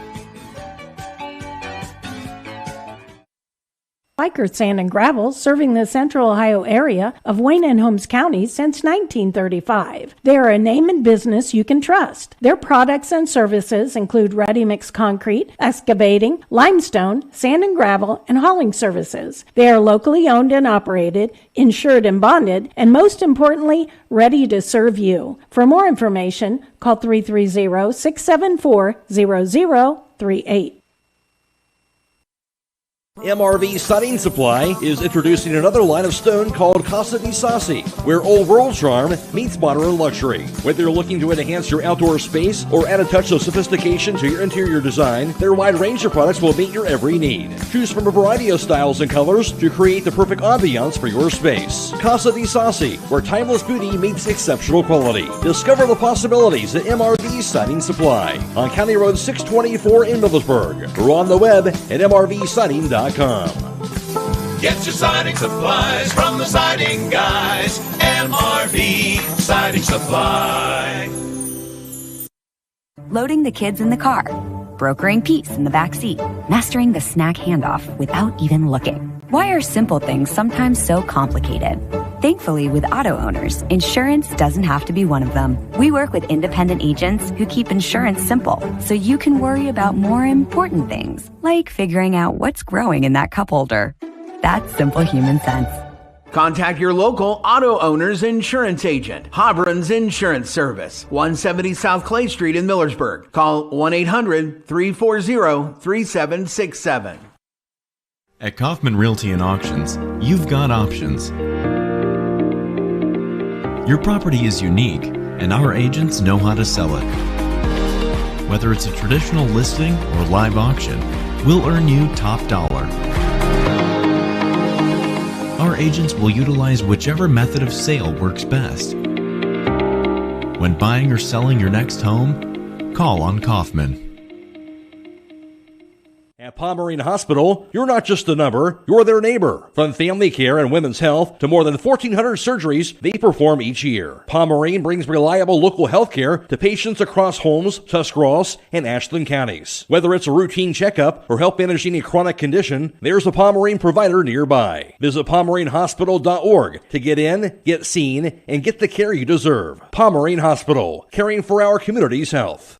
MEB Systems, the area's flat roof specialist. MEB Systems also offers retrofit solutions for low-slope metal roofs. MEB Systems counts it as a privilege to serve our community and beyond with the highest level of customer service and top-notch workmanship. Let them not only learn your business, but also your trust. When it comes to your roof, trust your local experts who believe if it's a job worth doing, it's worth doing right. Call MEB Systems, your flat roof specialist, at 330-852-4333, or visit them online at MBBsystems.com. MBB Systems wishes all local athletes the best success this year. There's nothing better than the sound of a hammer, a drill, and a saw. A&R Builders in Berlin has been putting all those tools to work for the past 25 years. If you need re-roofing work done, A&R Builders is the place to call. They'll also do new homes for both residential and general contractors, along with pole buildings, decks, and custom framing. Call A&R Builders in Berlin at 893-2111. That's 893-2111. 7-0, the halftime lead for the Hiland Hawks. Jake Seidel and Scott Mellor with you. Let's go ahead and go through those first half goal scorers. They were all by the Hawks, as I stated. The first one came at 32-31, and it was scored by Luke Boddicker off the assist from Noah Troyer. Then a little under 2 minutes later, it would be Rowan Miller getting the goal at 30-52. And the Hawks a little under 3 minutes later again made it 3-0 off the goal from Noah Troyer at 27:07. Then at 24:29, it would be the first of a half hat trick for Christian Mullet. He'd score again at the 23-ish minute mark. I forgot to mark down the exact time. 23:19 is what I've got. 23:19. I think you're just doing that to make the reference, Scott. There we go. He'd have his hat trick in that one. Goal number 6 would come at 12:05 to play in the first half, this time scored by Cameron Yoder, who took that one out of the neutral third, literally had to go through 5 defenders on his way to the top of the 6 and puts it in the back of the net. And the final goal scored by Christian Mellor. He finished his hat trick with 3:54 to play in the first half. And Scott, let's go take a look at those first half numbers. So in corner kicks, I had Hiland with 4 corner kicks so far on the evening, none for Minerva. In free kicks, I had Hiland with 2 free kicks, Minerva 4 on the evening. On goal kicks, Hiland none. Minerva had 5 goal kicks in that first half of action. No penalty kicks by either team. Shots, we had 18 for Hiland, 2 for Minerva, and of those 18, Hiland had 11 shots on goal.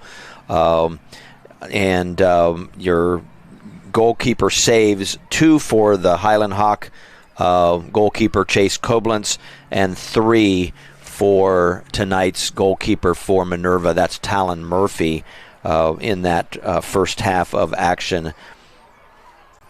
Dominating first half by the Hawks there, but if you're the Minerva head coach and Tyler Stewart, you have to be excited from what you've seen Noah Morkel be able to do and getting 2 shots on net. Yeah, even with the youth of his players, Morkel is a player that I think just about any team in this area wouldn't mind having. He's a 9th grader, plays kind of out of a midfield striker position, and if there were 2 or 3 more of those for the Minerva Lions, this game would certainly be a lot closer than it is right now. But he's doing a lot of work up there, and it wouldn't surprise me, with all of the history and the how good Minerva is in cross-country running. As much running as that young man did out there today, I'm sure that their cross-country coaches might be coming and looking for him to be a dual-sport athlete, similar to some of the other programs that we've seen in this part of Ohio. But, Minerva's still hanging in there. Hiland has worked for their goals, but again, every phase of the field, every stage of the field, Hiland is definitely a superior team when it comes to the skills. Certainly back there in that defense position, and of course they've got their goalkeeper Koblenz, who just really makes it look really easy most nights. And a lot of that has to do with the fact that he's got great defenders in front of him. Hiland's midfield doing a really good job, and even their forwards, I've noticed that they're able to keep balls in that a lot of other programs, whether it's the first touch on the ball, but they're doing a really good job of painting those sidelines without the ball going in, which then allows a player like Kachuk or Christian Mullet to get a cross in, and then all of a sudden it makes all of those other players for Hiland even more dangerous.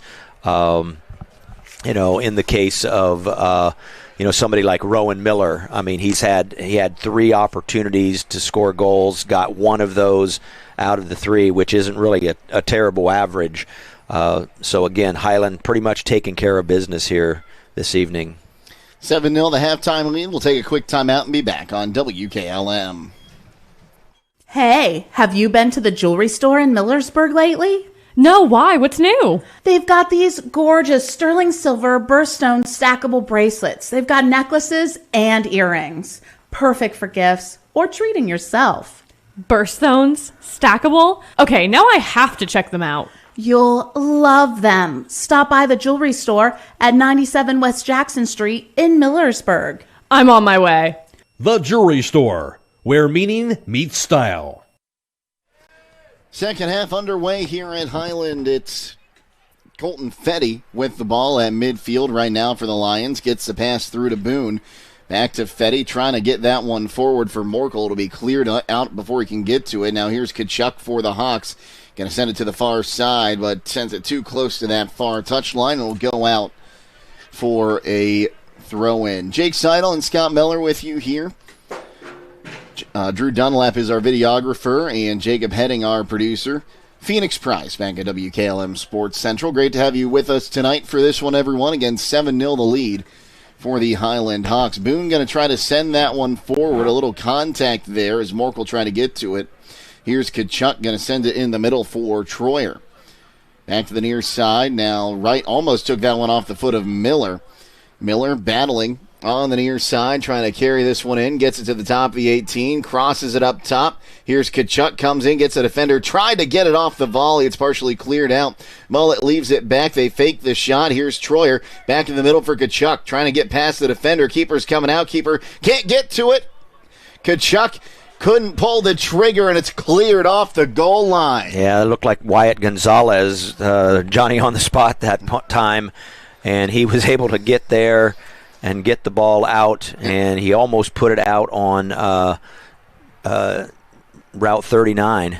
I don't think Kachuk had the shot there. I think he rolled it. It was rolled in towards, but throwing comes in, it's cleared away. He just couldn't pull the trigger, which is something you see sometimes when you get that close to goal.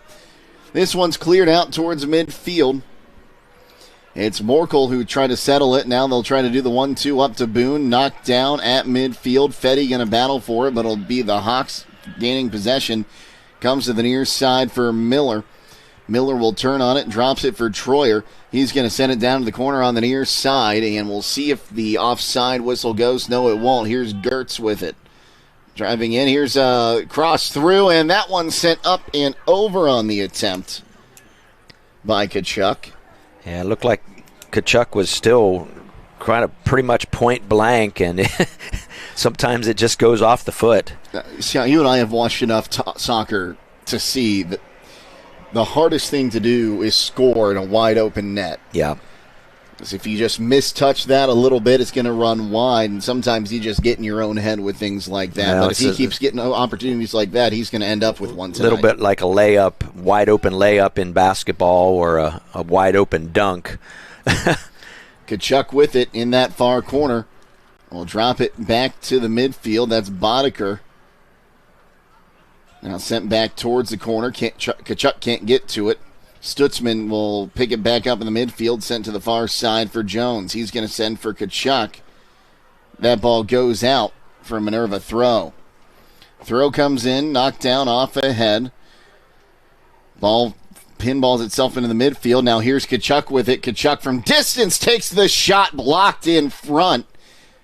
And I think that might have been Gonzalez that put his rear end on the line for that one. Ball will come out to the near side, and it is kept in on the touchline by Gertz. His cross will be knocked down, now sent out on the near side, and they're going to get it out, but on the touchline instead of the byline. It's like Christian Mullet maybe going to do the throw in, and he's winding up. Big throw to the top of the 6, and this time it stays in. Sent back in by Mullet. Here's Boddicker dribbling back out to the corner. He's going to drop this one back for Gertz. Gertz sends it back for Boddicker, who stays just on. He'll drop it back for Gertz again on the near touchline. So the Hawks will cycle it into the midfield. Back for Gertz. Now here's Boddicker. Boddicker couldn't get the cross off. It'll be kept in. What a move there by Boone to keep that one in on the near touchline. Still battling for it. He's going to get all over Boddicker, and the foul will be called. And I was waiting to see if they were going to drop that one back, but he was essentially a backpack for Boddicker on that one.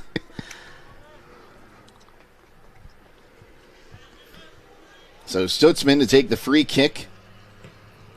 Great service right to the top of the 6, off of a head. I believe it went off the head of Gonzalez. That was number 6 for the Lions, Wyatt Gonzalez. He's a sophomore defender. And I've been impressed with him defensively. Yeah, he's done a great job, just as well as Morkel has been, their leader up front in the midfield and as a forward. Gonzalez has done a really good job.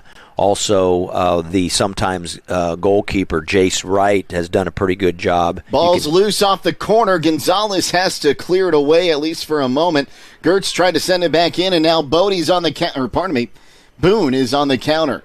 A battle for it. Now let's see here. Which way is this foul going to go? They're going to call Boone for the first foul and not the trip after he goes over top. Or they're going to say he cleared out with the arm, and he's getting the talking to from Brent Rice saying, no, not again. Oh, and he might be lucky he didn't just pick up a yellow card as he just put the hand out to our referee. Ball's back in play. Fetty has it. We'll send it up. Knocked down off the head there of Stutzman. Now in the middle, Troyer. A sliding tackle that, if it had made contact, might have earned him a spot in the book, but luckily able to get it cleared away. The ball will go out on the near side here for a Minerva throw. I think Boone is getting increasingly more agitated at Minerva's lack of scoring in this game. Here's Miller cutting to the outside, has to go back and collect the ball, not able to keep it in on the near touch line.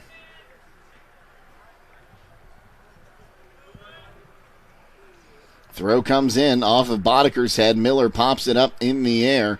Battles for it. Will end up winning that battle. Now Bodeker going to give it for Gertz on the near side. He wants to send it through. It goes off the foot of Miller after it was ricocheted off of a Lion. Still battling for it is Miller. Nutmegs one defender, but Wright will boot it away. Now popped up into the air that time by Josh Yoder. Left for Troyer at the top of the 18. Troyer sends to the outside. Here's Kachuk. Ends up sending himself to the byline. Turns, trying to get something off. Will drop it back. Here's a shot. It'll run wide. Believe that was Jones on the shot on the far side. That'll be the 21st shot attempt by the Hawks in this one, who lead by 7.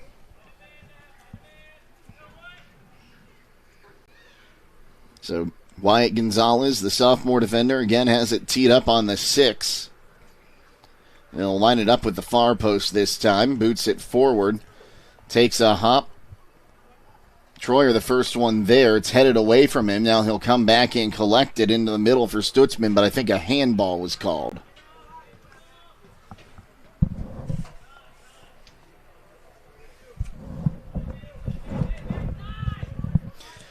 Free kick. Gets across midfield, but Troyer will settle it. Now here's Mullet. He's going to send Kachuk. A little too much on it, and the keeper out and clearing it off the line with his foot. Hawks maintaining possession now. Troyer looking to send it to the outside. Kachuk, he tried to send in the middle there. I think that was Mullet. It'll just be ushered back to the keeper, and that is where Talon Murphy will pick it up. Punt comes to the near side, takes a hop. Still hopping and trying to keep it in on the near side. That time was Jabin Reed, but not able to do so. Ball's back in quickly. Miller trying to get past Wright. He does. Wright gaining ground at the into the 18. Miller dribbles past him, gets the cross up top. Heavy touch there from Kachuk. His second chance is saved. He got it back off the one-touch pass, but that'll go down as save number 4 on the evening for Talon Murphy. Back in the defensive end for the Hawks, who win it off the punt. Yoder going to send it back across midfield, knocked down by Troyer. Sends to the outside for Kachuk. Kachuk drops it back. Here's Jones going to drop it back for Miller as they cycle to switch fields. So again, here's Josh Yoder. Puts a little oomph on this ball, gets it to Bodeker across midfield. He has to go back into his defensive end to collect it. Now Yoder will try to clear it out again. Ball ends up falling there to Morkel, who has to battle to keep it. Drops it back. Comes to the near side for Boone. Boone gets it right back from Reed. Now back to Reed. Boone trying to dribble through one. Can't get past Noah Troyer as it gets back across midfield. Mullet fakes the touch, and it'll be Kachuk picking it up. Now he's off to the races. Steps back. Trying to get past a couple defenders. One coming from behind. Sends this one through. And it'll be picked up there by the keeper, Murphy. Scott, you call that one a shot, or you think he's just trying to roll that one through? Well, I'm not sure. Again, he seems like he's having a little bit of trouble this evening pulling that trigger. Just seems like he's not quite where I've seen him previously. Kachuk, top of the 18, holds on, trying to cut into the 18, gets through, and now it'll be cleared out to the far side, but it'll go out for a corner instead. I think we're going to call that last attempt there a shot on goal and a save for the keeper, Murphy, his fifth. Because that's when if Murphy doesn't pick it up, it goes into the goal. Yeah. So. And substitutions on each side. 10 minutes gone here first half. Actually make that 11 minutes gone now. Beautiful night for soccer here in Berlin, too, yeah, Scott. It's always a very scenic setting over here. And there were so many times as a player, I already had the long sleeves broken out by this time of the season. Corner gets knocked down.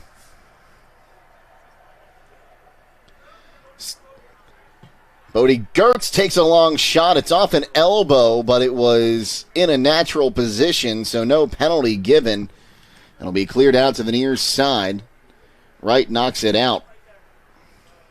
Yeah, that might be one of those elbow bruises that he'll wake up having tomorrow morning. Fetty pops it into the air. Gertz will collect it. I'd rather have the bruise on my elbow than I think on my thigh, though. Yeah. So they cut it to the outside. Wright gets a touch to it. Is he able to keep it in on the byline? Yes, he is. What is the call? It's a goal kick. As he got it off a Hawk before it went over that byline. By the way, just as a quick update, that last corner kick, I believe that was corner number 6 of the evening for the Hawks. Yes.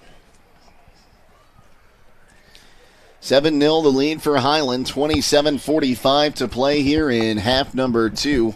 Again, the tournament drawing this weekend is we are getting close to sending a couple teams down to historic Columbus Crew Stadium on the, well, right outside the grounds, I should say, of the Ohio State Fairgrounds and Expo Center.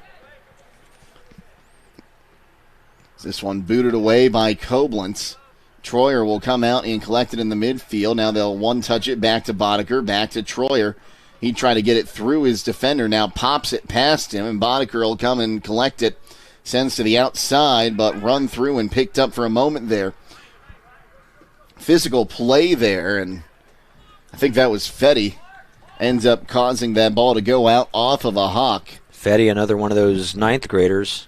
Correct myself, Fetty was taking the throw in, and now here's Morkel has it cleared out off of Hiland again, and it'll be another throw. It'll be Boone down to take it. And I want to talk a little more about historic Crew Stadium here in just a moment, but drop down. Gertz has this one cleared away back across midfield. This one booted down into the top of the 18, and while Koblenz picks it up, Scott, it's Lower.com Field, the current home of the Columbus Crew, is a great stadium, but you think about the history of historic Crew Stadium, the first soccer-specific stadium in the United States, home of Dos Cicero not once but twice. You think about the quality of players that have played in that stadium. It's so cool that these high school players in Ohio get to play their state championships and play in that same stadium where so many greats of the game at an international level played. Yeah, and you know, there were so many international friendlies that were played there. I remember one of my good friends from Indiana, he's a big West Ham United, and he got to go see his West Ham United team play in a friendly over at historic Crew Stadium. Well, I think I got to see a friendly there between the Columbus Crew, and I want to say it was Red Bull Salzburg, which was always fun to see when those Austrian sides or the lower division English sides would come in and play against the MLS teams. Usually a good competition, too. That ball will end up going out. They're going to say that is going to be a Minerva Lions throw-in. But I remember being in high school in World Cup qualifying, USA-Mexico. There's no better place for that match in Columbus, Ohio. The Nordeca comes out. The American Outlaws come out. And Landon Donovan, Clint Dempsey, Tim Howard at keeper. Those were some great games played in that old stadium. Pass comes to the near side, picked up now by Yoder. He'll give it up for Ruiz on the near side. Ruiz going to boot this one forward in the midfield, picked up. Now sent to the near side. That's Joel Leinbach. He's going to battle for it, taken off his foot that time by Becker. Now turn around and get it right back, though. In the middle for Yoder. He has a goal tonight. Yoder sends it through. It'll be cleared out by the back line of the Lions. Headed back across midfield. And taken away. And now here's an opportunity. Morkel leaves it on the outside for Boone. Boone makes one defender miss. Hiland defender sent it backwards. And it'll be popped up into the air off the foot of Boone. Koblenz will come out and collect it. And Boone, I think he might have disrupted an opportunity for an own goal rather than trying to make an opportunity for a Minerva goal. So one popped over to the near side, making the run here is Silas Herman. Will get to that ball, but can't keep it off of the feet of Jace Wright. Now Yoder takes a touch back in the middle of the field. Tries to send it through. He does. Keeper is coming out. And sliding through and grabbing that ball is Murphy before we can see Isaac Thomas really make a run at it. Ruiz settles the punt. Now here is Herman sending to the outside once again for Leinbach. He's going to work to get it past. Right, he does, but he can't hold on to it on the touchline. It will go out for a Minerva throw. Looks like Jace Wright will do the honors again. 23 minutes to play, and it'll end up falling for Leinbach after some contact. He'll end up sending it out. It'll be another throw for the Lions. Throw comes in. Boone tried to head it through. It's taken away from one of his teammates. It'll be dropped back for Yoder. He'll send it to the far side. Carried down that far touchline, trying to battle it through. Still battling are the Hawks down into the corner. A little bit of contact there, but they're going to play through it. Here's Hirschberger trying to send it through. Knocked away. Second chance ball cleared away again. Now Boone going to make the run for it. Ruiz gets there first, and Ruiz will end up ushering it out on the near side. No, he was last touched, I should say, by the Lions, and we'll see another Hiland substitution here. It looks like Josh Yoder going to check out. Maybe Darren Miller entering, number 36. And once he turns around or gets closer, yeah, that is a 36. Yeah, Darren Miller, another 9th grader for Hiland. Now, Melissa Patrick told me when I said this last time that the numbers aren't getting smaller, my eyes are just getting worse. No, the numbers are getting smaller. That one dropped back into space. No one there for the Hawks. But Stutzman will come back and corral it. His pass knocked away by Fetty. It's now a battle for the ball will ensue. It'll end up going to that far side. And it'll be sent off a Minerva player for a Hiland throw. Looks like the backup keeper might be getting warmed up for the Hawks on that far side. Pass for Stutzman. He'll carry this towards the midfield circle. Now finds Ruiz on the near side with 21 minutes to play. That pass will be intercepted. Kareem's out to the near side. Morkel will pick it up. Waits for some help. Has it. He's going to look to switch it into the middle. Awkward touch there and sent out towards the far side of the circle now. As Minerva really trying to attack that midfield of the Hawks. Well, there's so many jerseys in the middle of the field, it's hard to get through. Morkel coming through, tries to collect the ball, can't do it. It'll squirt free across midfield to Becker. He can't hold on to it, but a handling violation will be called in the center circle against the Hawks. So a free kick. We'll see where they place this ball. Just across midfield, so what, about 60 yards to goal, because I think this is a 100. It might be about 55. It's either 110 or 120 yard field. Koblenz has to come out and take that one off the foot of Boone, who he just couldn't control it to get a shot off. Under 20 to play here. 7-0 the lead for the Hawks. Fetty will send it to the far side for Minerva. That'll be taken away by Hiland.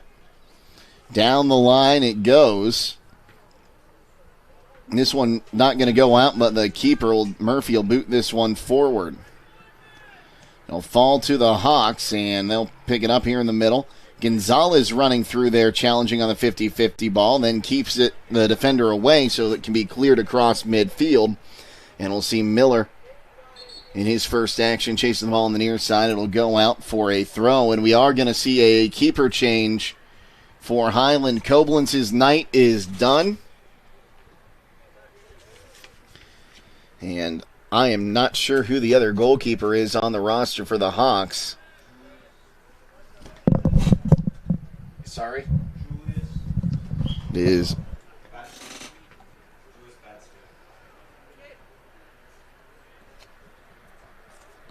You said Julius? Yes. Badstye. Julius Badstye is the backup keeper, who I don't have on my roster.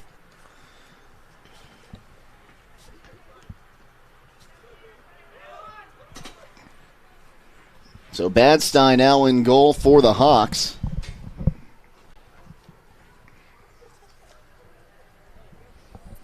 From Germany, we are told. Ball finds its way into the box. Murphy will come out and pick that one up with 18 minutes to play. It's a nice punt. Good punt to midfield. You know, you look at Murphy, he has the 5 saves tonight. He's good with his feet. I think he just needs a little help with the fundamentals, but he could be developed into a very good goalie, especially going into what would be his senior year next year. Like the parts are there, they just need a little bit of refinement. Gonzalez is going to carry this one over midfield for the Lions. It was Yoder that knocked that ball away, and now there is, I believe that was Hirschberger on the far side. Ball comes into the midfield now. Will be sent for Leinbach up on the near side. He's going to battle for it. It'll end up being knocked out. Last touch by the Lions. A Hawks throw. We'll see Ruiz take it. Yeah, I've seen some definite improvement in the on-ball skills by the Hiland Hawks throughout this season. I got to see them real early in the 2025 season, and thought that, you know, they hopefully were going to continue to build in their skills. But tonight, every player from your starting 11, and now we're seeing a lot of the substitutions. I think that's good improvement, and I think that's something that a coach wants, especially heading into your tournaments here in the next couple weeks. Well, Gonzalez had that ball, sent it forward for Becker. Now Ruiz takes it away, loses possession, trying to turn around on it. We'll drop this one back to Leinbach. He takes some contact, battling for it, taken away from him as he battles Becker. Ball squirts free, and now a foul going to be called against Hiland. And I think you go back to this, how this team started with a 1-1 draw against the defending state champions, Riverview, in a very closely contested game. I called that one for our friends down at WTNS, and then you beat a really good Smithville team, and you win 5-0 against an Orville team that, you know, I wouldn't call them elite, but they're still a pretty good team up there in Orville, and they just kept growing. This ball comes through, knocked away by a Hiland defender at the last minute, and it'll be cleared out after it was shouldered down by Herman. Cross midfield now, here is Hirschberger. He's going to send it down for Leinbach. Might have put too much on the pass, and yes, he did. It rolls out on the near side. We'll see some substitutions now for the Lions. We talked about these teams, these good teams they've seen. Marlington is a perennial powerhouse. In fact, they ended my season twice in my high school time. North Olmsted down at historic Croy, you get a 1-1 draw against a big school like North Olmsted. That's always a good thing to see. And Tusky Valley's not what they have been over the last couple of years, but you played a good game with them. In the middle now, here's Stutzman. He gives the one touch as we'll play on through the contact, and the ball will end up being cleared away towards midfield. Knocked down at least for a moment, but a missed touch. It has to be cleared back across midfield. Intercepted on that far side by the Lions. That's Kiko. Kiko going to send it forward, and it'll have to be ushered out of bounds before Morkel can get on it. So a throw will be coming in. Looks like we have 2 more substitutions for the Lions as well, as we tick under 15 minutes to play.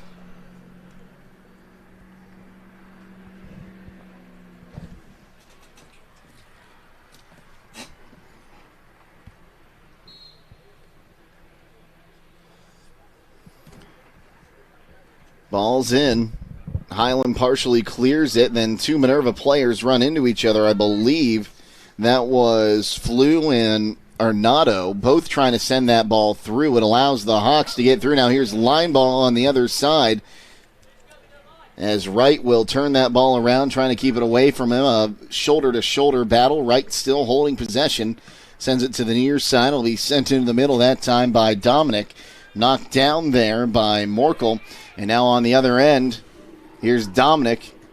I think he was trying to send that one through. No one was there to receive it. And it will be grabbed by Badsty.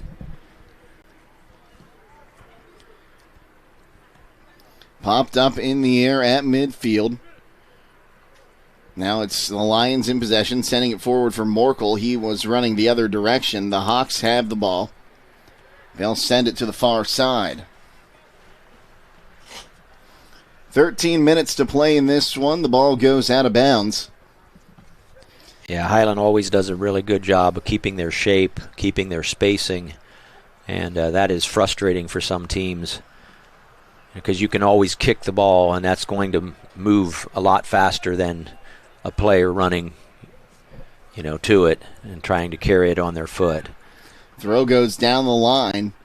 Hawks win it back off of the Minerva header. Now sent back into the middle. Stutzman will pick it up. Stutzman sends it to the near side. Ruiz tried to knock it down, but it goes over his head and out for a Minerva throw. It'll be Flew to take it. Or correction, Dominic to take it. Gage Dominic, another 9th grader for Minerva. As Morkel knocked that ball down, but right to Ruiz, who will clear it towards midfield, but line ball won't be able to handle it, knocks it out. You're going to try to throw it to Morkel again, knocks it down. Here's Dominic. Battles for it, has it taken off his foot, but gets it right back, but then it's going to be Cameron Yoder clearing it back to midfield. Popped up into the air, making the run here is Thomas, battling for that ball. Now here's Hirschberger getting a foot to it, and he'll have it cleared across midfield, right to Morkel. Morkel going to try to go 1-on-2 right here, cuts to the outside, turns back, waits for help. Sends it to the outside. They're going to send it right back to him on the far side of the 18. Down at the byline, leaves it for Dominic, gets the shot off, but it runs wide. Yeah, I have been very impressed with Noah Morkel this evening. And that's a great strike there from the freshman Gage Dominic as well, but he just didn't have it on frame. Had Badsty diving to his left, but didn't have to make the save. 3 more players checking out for the Hawks here as we are under 11 minutes to play in this one. 7-0 the lead for Hiland. The Hawks will look to play this one out of their own end and do. Sent forward, now picked up here by Yoder. Yoder drops back, sends it towards the near side. Believe that was Kyan Miller. They dropped it back then to Maverick Troyer, who loses possession. Now here is, again back there, Darren Miller. The Hawks trying to move this one forward and had it through to Juan Gomez Kalel, pardon me. Now here is Silas Herman to the far side. Sends it through once again, knocked down.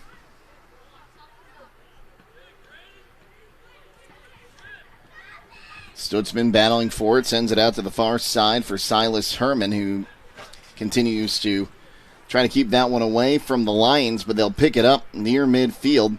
Send it in the middle here for Dominic. Dominic takes a step over the ball, trying to send it through. It's partially cleared, now cleared back out towards the neutral third. Popped up into the air. That was Flew trying to settle that one. Sends it to the outside. If I'm not mistaken, I believe Morkel may have been subbed off. He's not up front right now. Yoder will clear this one back towards midfield. Knocked down, now sent to the far side. It's Herman who keeps it in on the byline. Now attempts to drop it back. That pass is intercepted. Kipton Kiko, number 14. His pass was ricocheted back out, but the Hawks will now send it out for a throw-in. Throw comes in down the line, now knocked away, back into the middle. Hawks battling for it, trying to get it across midfield once again. Taken away, now sent to the near side for Dominic. Dominic working one-on-one, and they're going to play through that contact, a heavy contact by both players. Ball back to midfield, Hawks in possession. They try to get it past.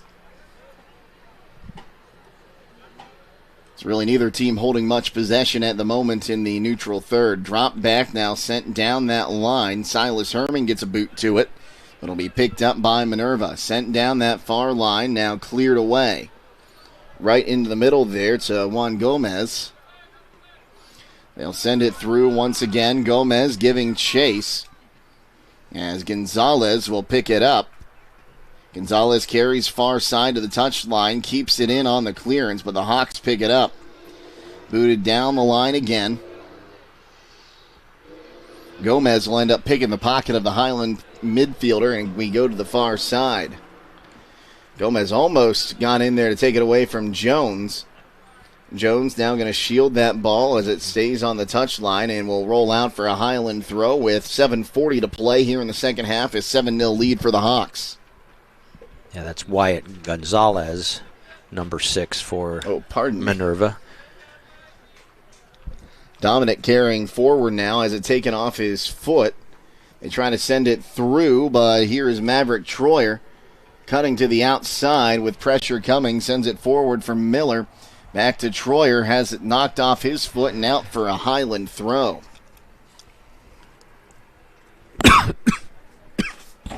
Hiland's next game will be against Tri-Valley at home on October 4th. I believe that is Saturday, a 6:15 kickoff here. And then, of course, on the 10th, they've got their yearly Friday matchup as that ball finds its way in to Bad Stuy, and he'll pick that one up. A Friday matchup with Central Christian and the Comets, what I would call that a rivalry matchup. Central Christian made it to the state semis a year ago. As the ball cuts to the near side, it'll go out. Last touch by Minerva. And Central Christian, another one of those local teams, they've been playing soccer. I think one of the longest tenured teams in Wayne, Holmes County. Yeah, Hiland started their soccer program way back at the outset of the new consolidated Hiland High School.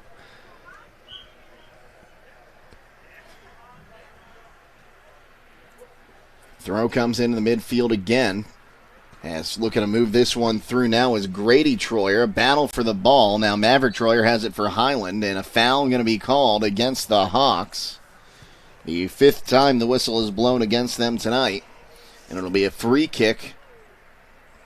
Call it 25 yards out by my eyeballed calculation. And it will be Benjamin Smith to take it. Smith right foots this one over the wall. It's off a Hiland, head to the near side. And some contact there, and now it'll be Troyer looking to carry this one away. He pokes it away from the foot there of Grady Troyer.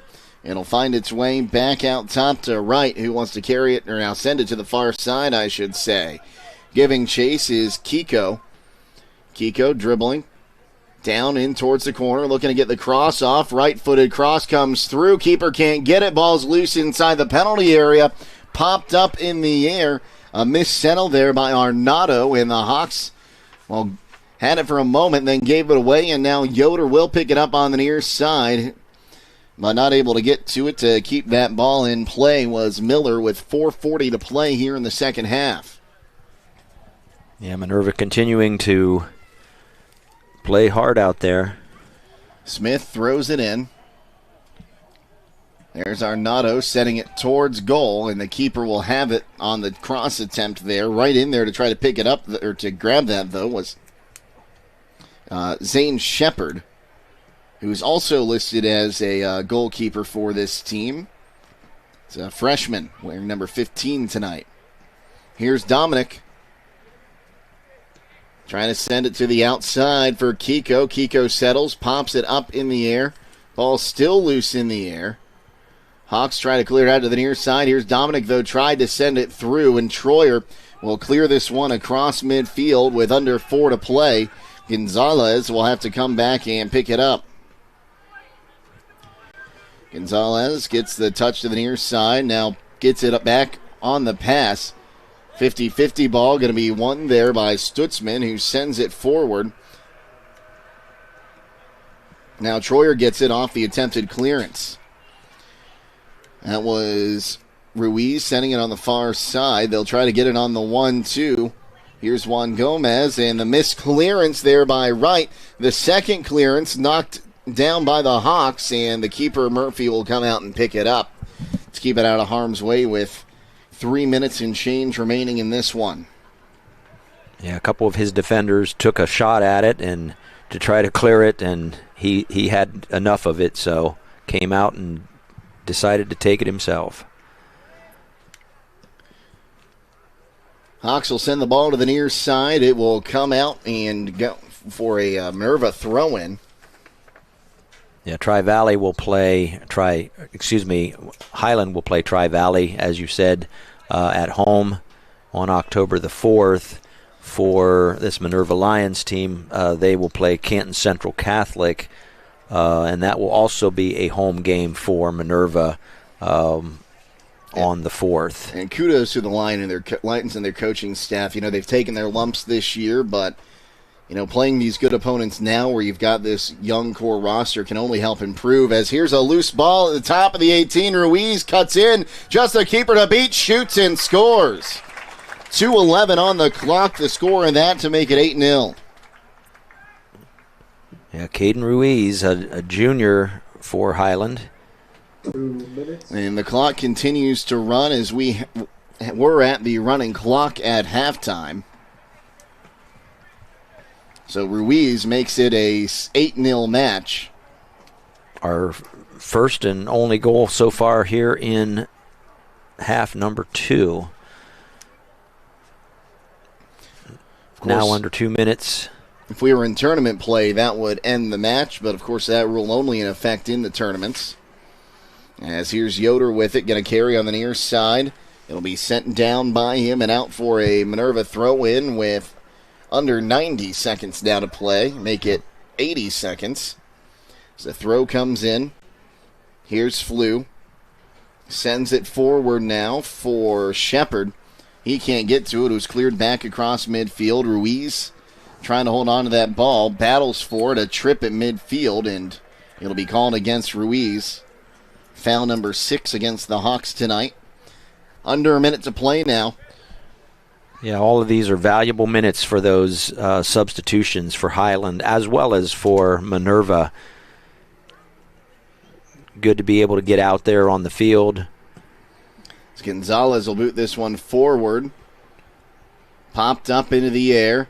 Attempted header to clear it. Gets through. Here's a shot, and it's going to run wide off the attempt by Grady Troyer.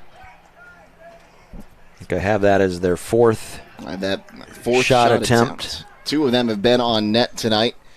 Now 20 seconds remaining in this one. The Hawks going to improve their record to 11-2-2 They are unbeaten in their last 8 and are going to win 7 in a row.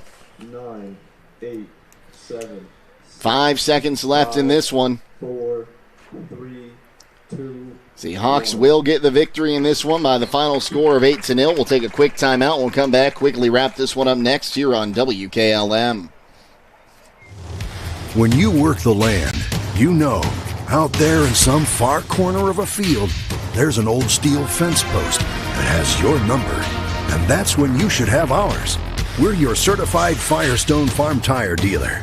And when you need service, give us a call. We're specially trained and equipped to handle all your on-farm, in-field tire repair and replacement needs. Call Millersburg Tire Service, State Route 39 Millersburg, for your farm tire needs.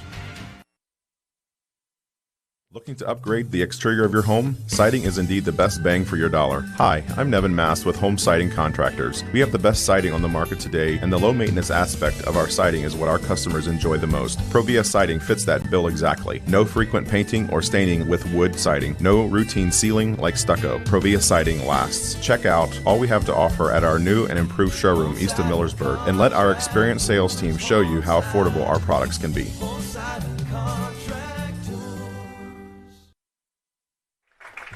Final score in this one, 8-0. The Hiland Hawks get the win over the Minerva Lions. Jake Seidel, Scott Mellor with you. We'll wrap this one up quick. It was 7-0 at halftime, in part thanks to a hat trick by Christian Mullet. We'll go through the other goal scorers real quick. One was scored by Luke Boddicker, one scored by Noah Troyer. Again, the 3 by Mullet and 1 by Cameron Yoder. Our last goal of this game came with 2:11 to go in the second half. It would be scored by Caden Ruiz, the junior. Gets on the board to make it 8-0, our final score. And Scott, let's go ahead and go through those final stats. On corner kicks, I had Hiland with 6 corner kicks on the evening, and Minerva 0. On free kicks, Minerva had 8, while Hiland had 3 on both halves tonight. In goal kicks, Hiland no goal kicks in this contest, while Minerva had 6. Again, there were no penalty kicks this evening. 20.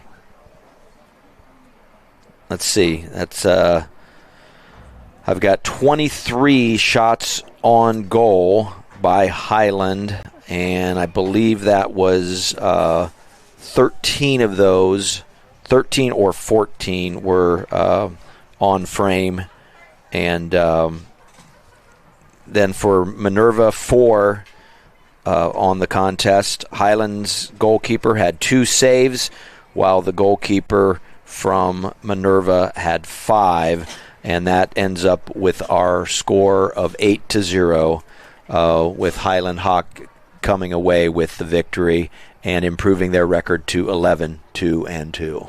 And really a dominant performance from kickoff to final whistle today, Scott. The Hawks in mid-season form, and they should be with tournament drawings on Sunday. Yeah, I could look all up and down that roster, and I can see definite improvement from the earliest games that we have covered this season here at Hiland or on the road.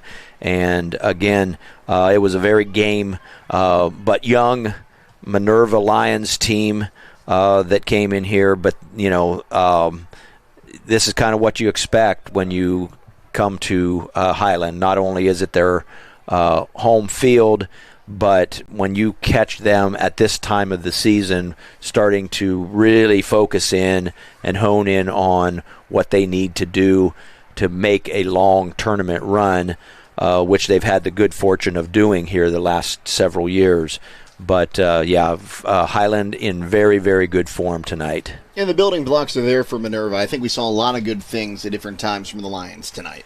Yeah, there's no question about it. I think with that young roster and seeing some of the skills that we saw out of a few of their key players, I think it's just one of those situations where if they just had a couple more of those caliber of players, maybe at the front or in the midfield, they could have made even more of a game of it. But again, Hiland kind of takes you out of the things that you want to do, and then you have to really, really defend and spend a lot of energy defending and trying to keep Hiland out of the 18-yard box. So again, Hiland will improve their record to 11-2-2 on the season. Minerva drops to 2-10-3. Hawks will face off against Tri-Valley on Saturday at 6:15. Meanwhile, Minerva will be hosting Canton Central Catholic at 11 a.m. on Saturday. Scott, any final thoughts from you? No, I think, again, we're seeing teams that are getting, ready for the tournaments, and these last season games, last of the regular season games are just, more preparation, hoping to get into that tournament atmosphere. We did have a great crowd here this evening, as usual. It's just an absolutely gorgeous early October night. And again, both Minerva and in the previous game, Norwayne came down, and this entire hillside and the home bleachers here on the Hiland home side were filled, and we got to see a couple really good high school soccer matches. Well, Scott, always great to work with you. Thanks for stopping by today. Thank you, Jake. A few other thank yous to send out, of course, to our video producer, Jacob Heading, tonight, as well as our videographer, Andrew Dunlap. Also back at WKLM Sports Central, we had Phoenix and Alex holding down the fort, pushing all the buttons, making sure you heard us on FM 95.3 and around the world on WKLM-FM.com. One more time, the final score in this one, 8-0. The Hawks defeat the Lions. For Scott Mellor, as well as Jacob Heading, Andrew Dunlap, Phoenix, and Alex, I'm Jake Seidel, signing off, reminding you to stay safe and healthy, and we'll see you tomorrow here on WKLM. Have a great night, everyone.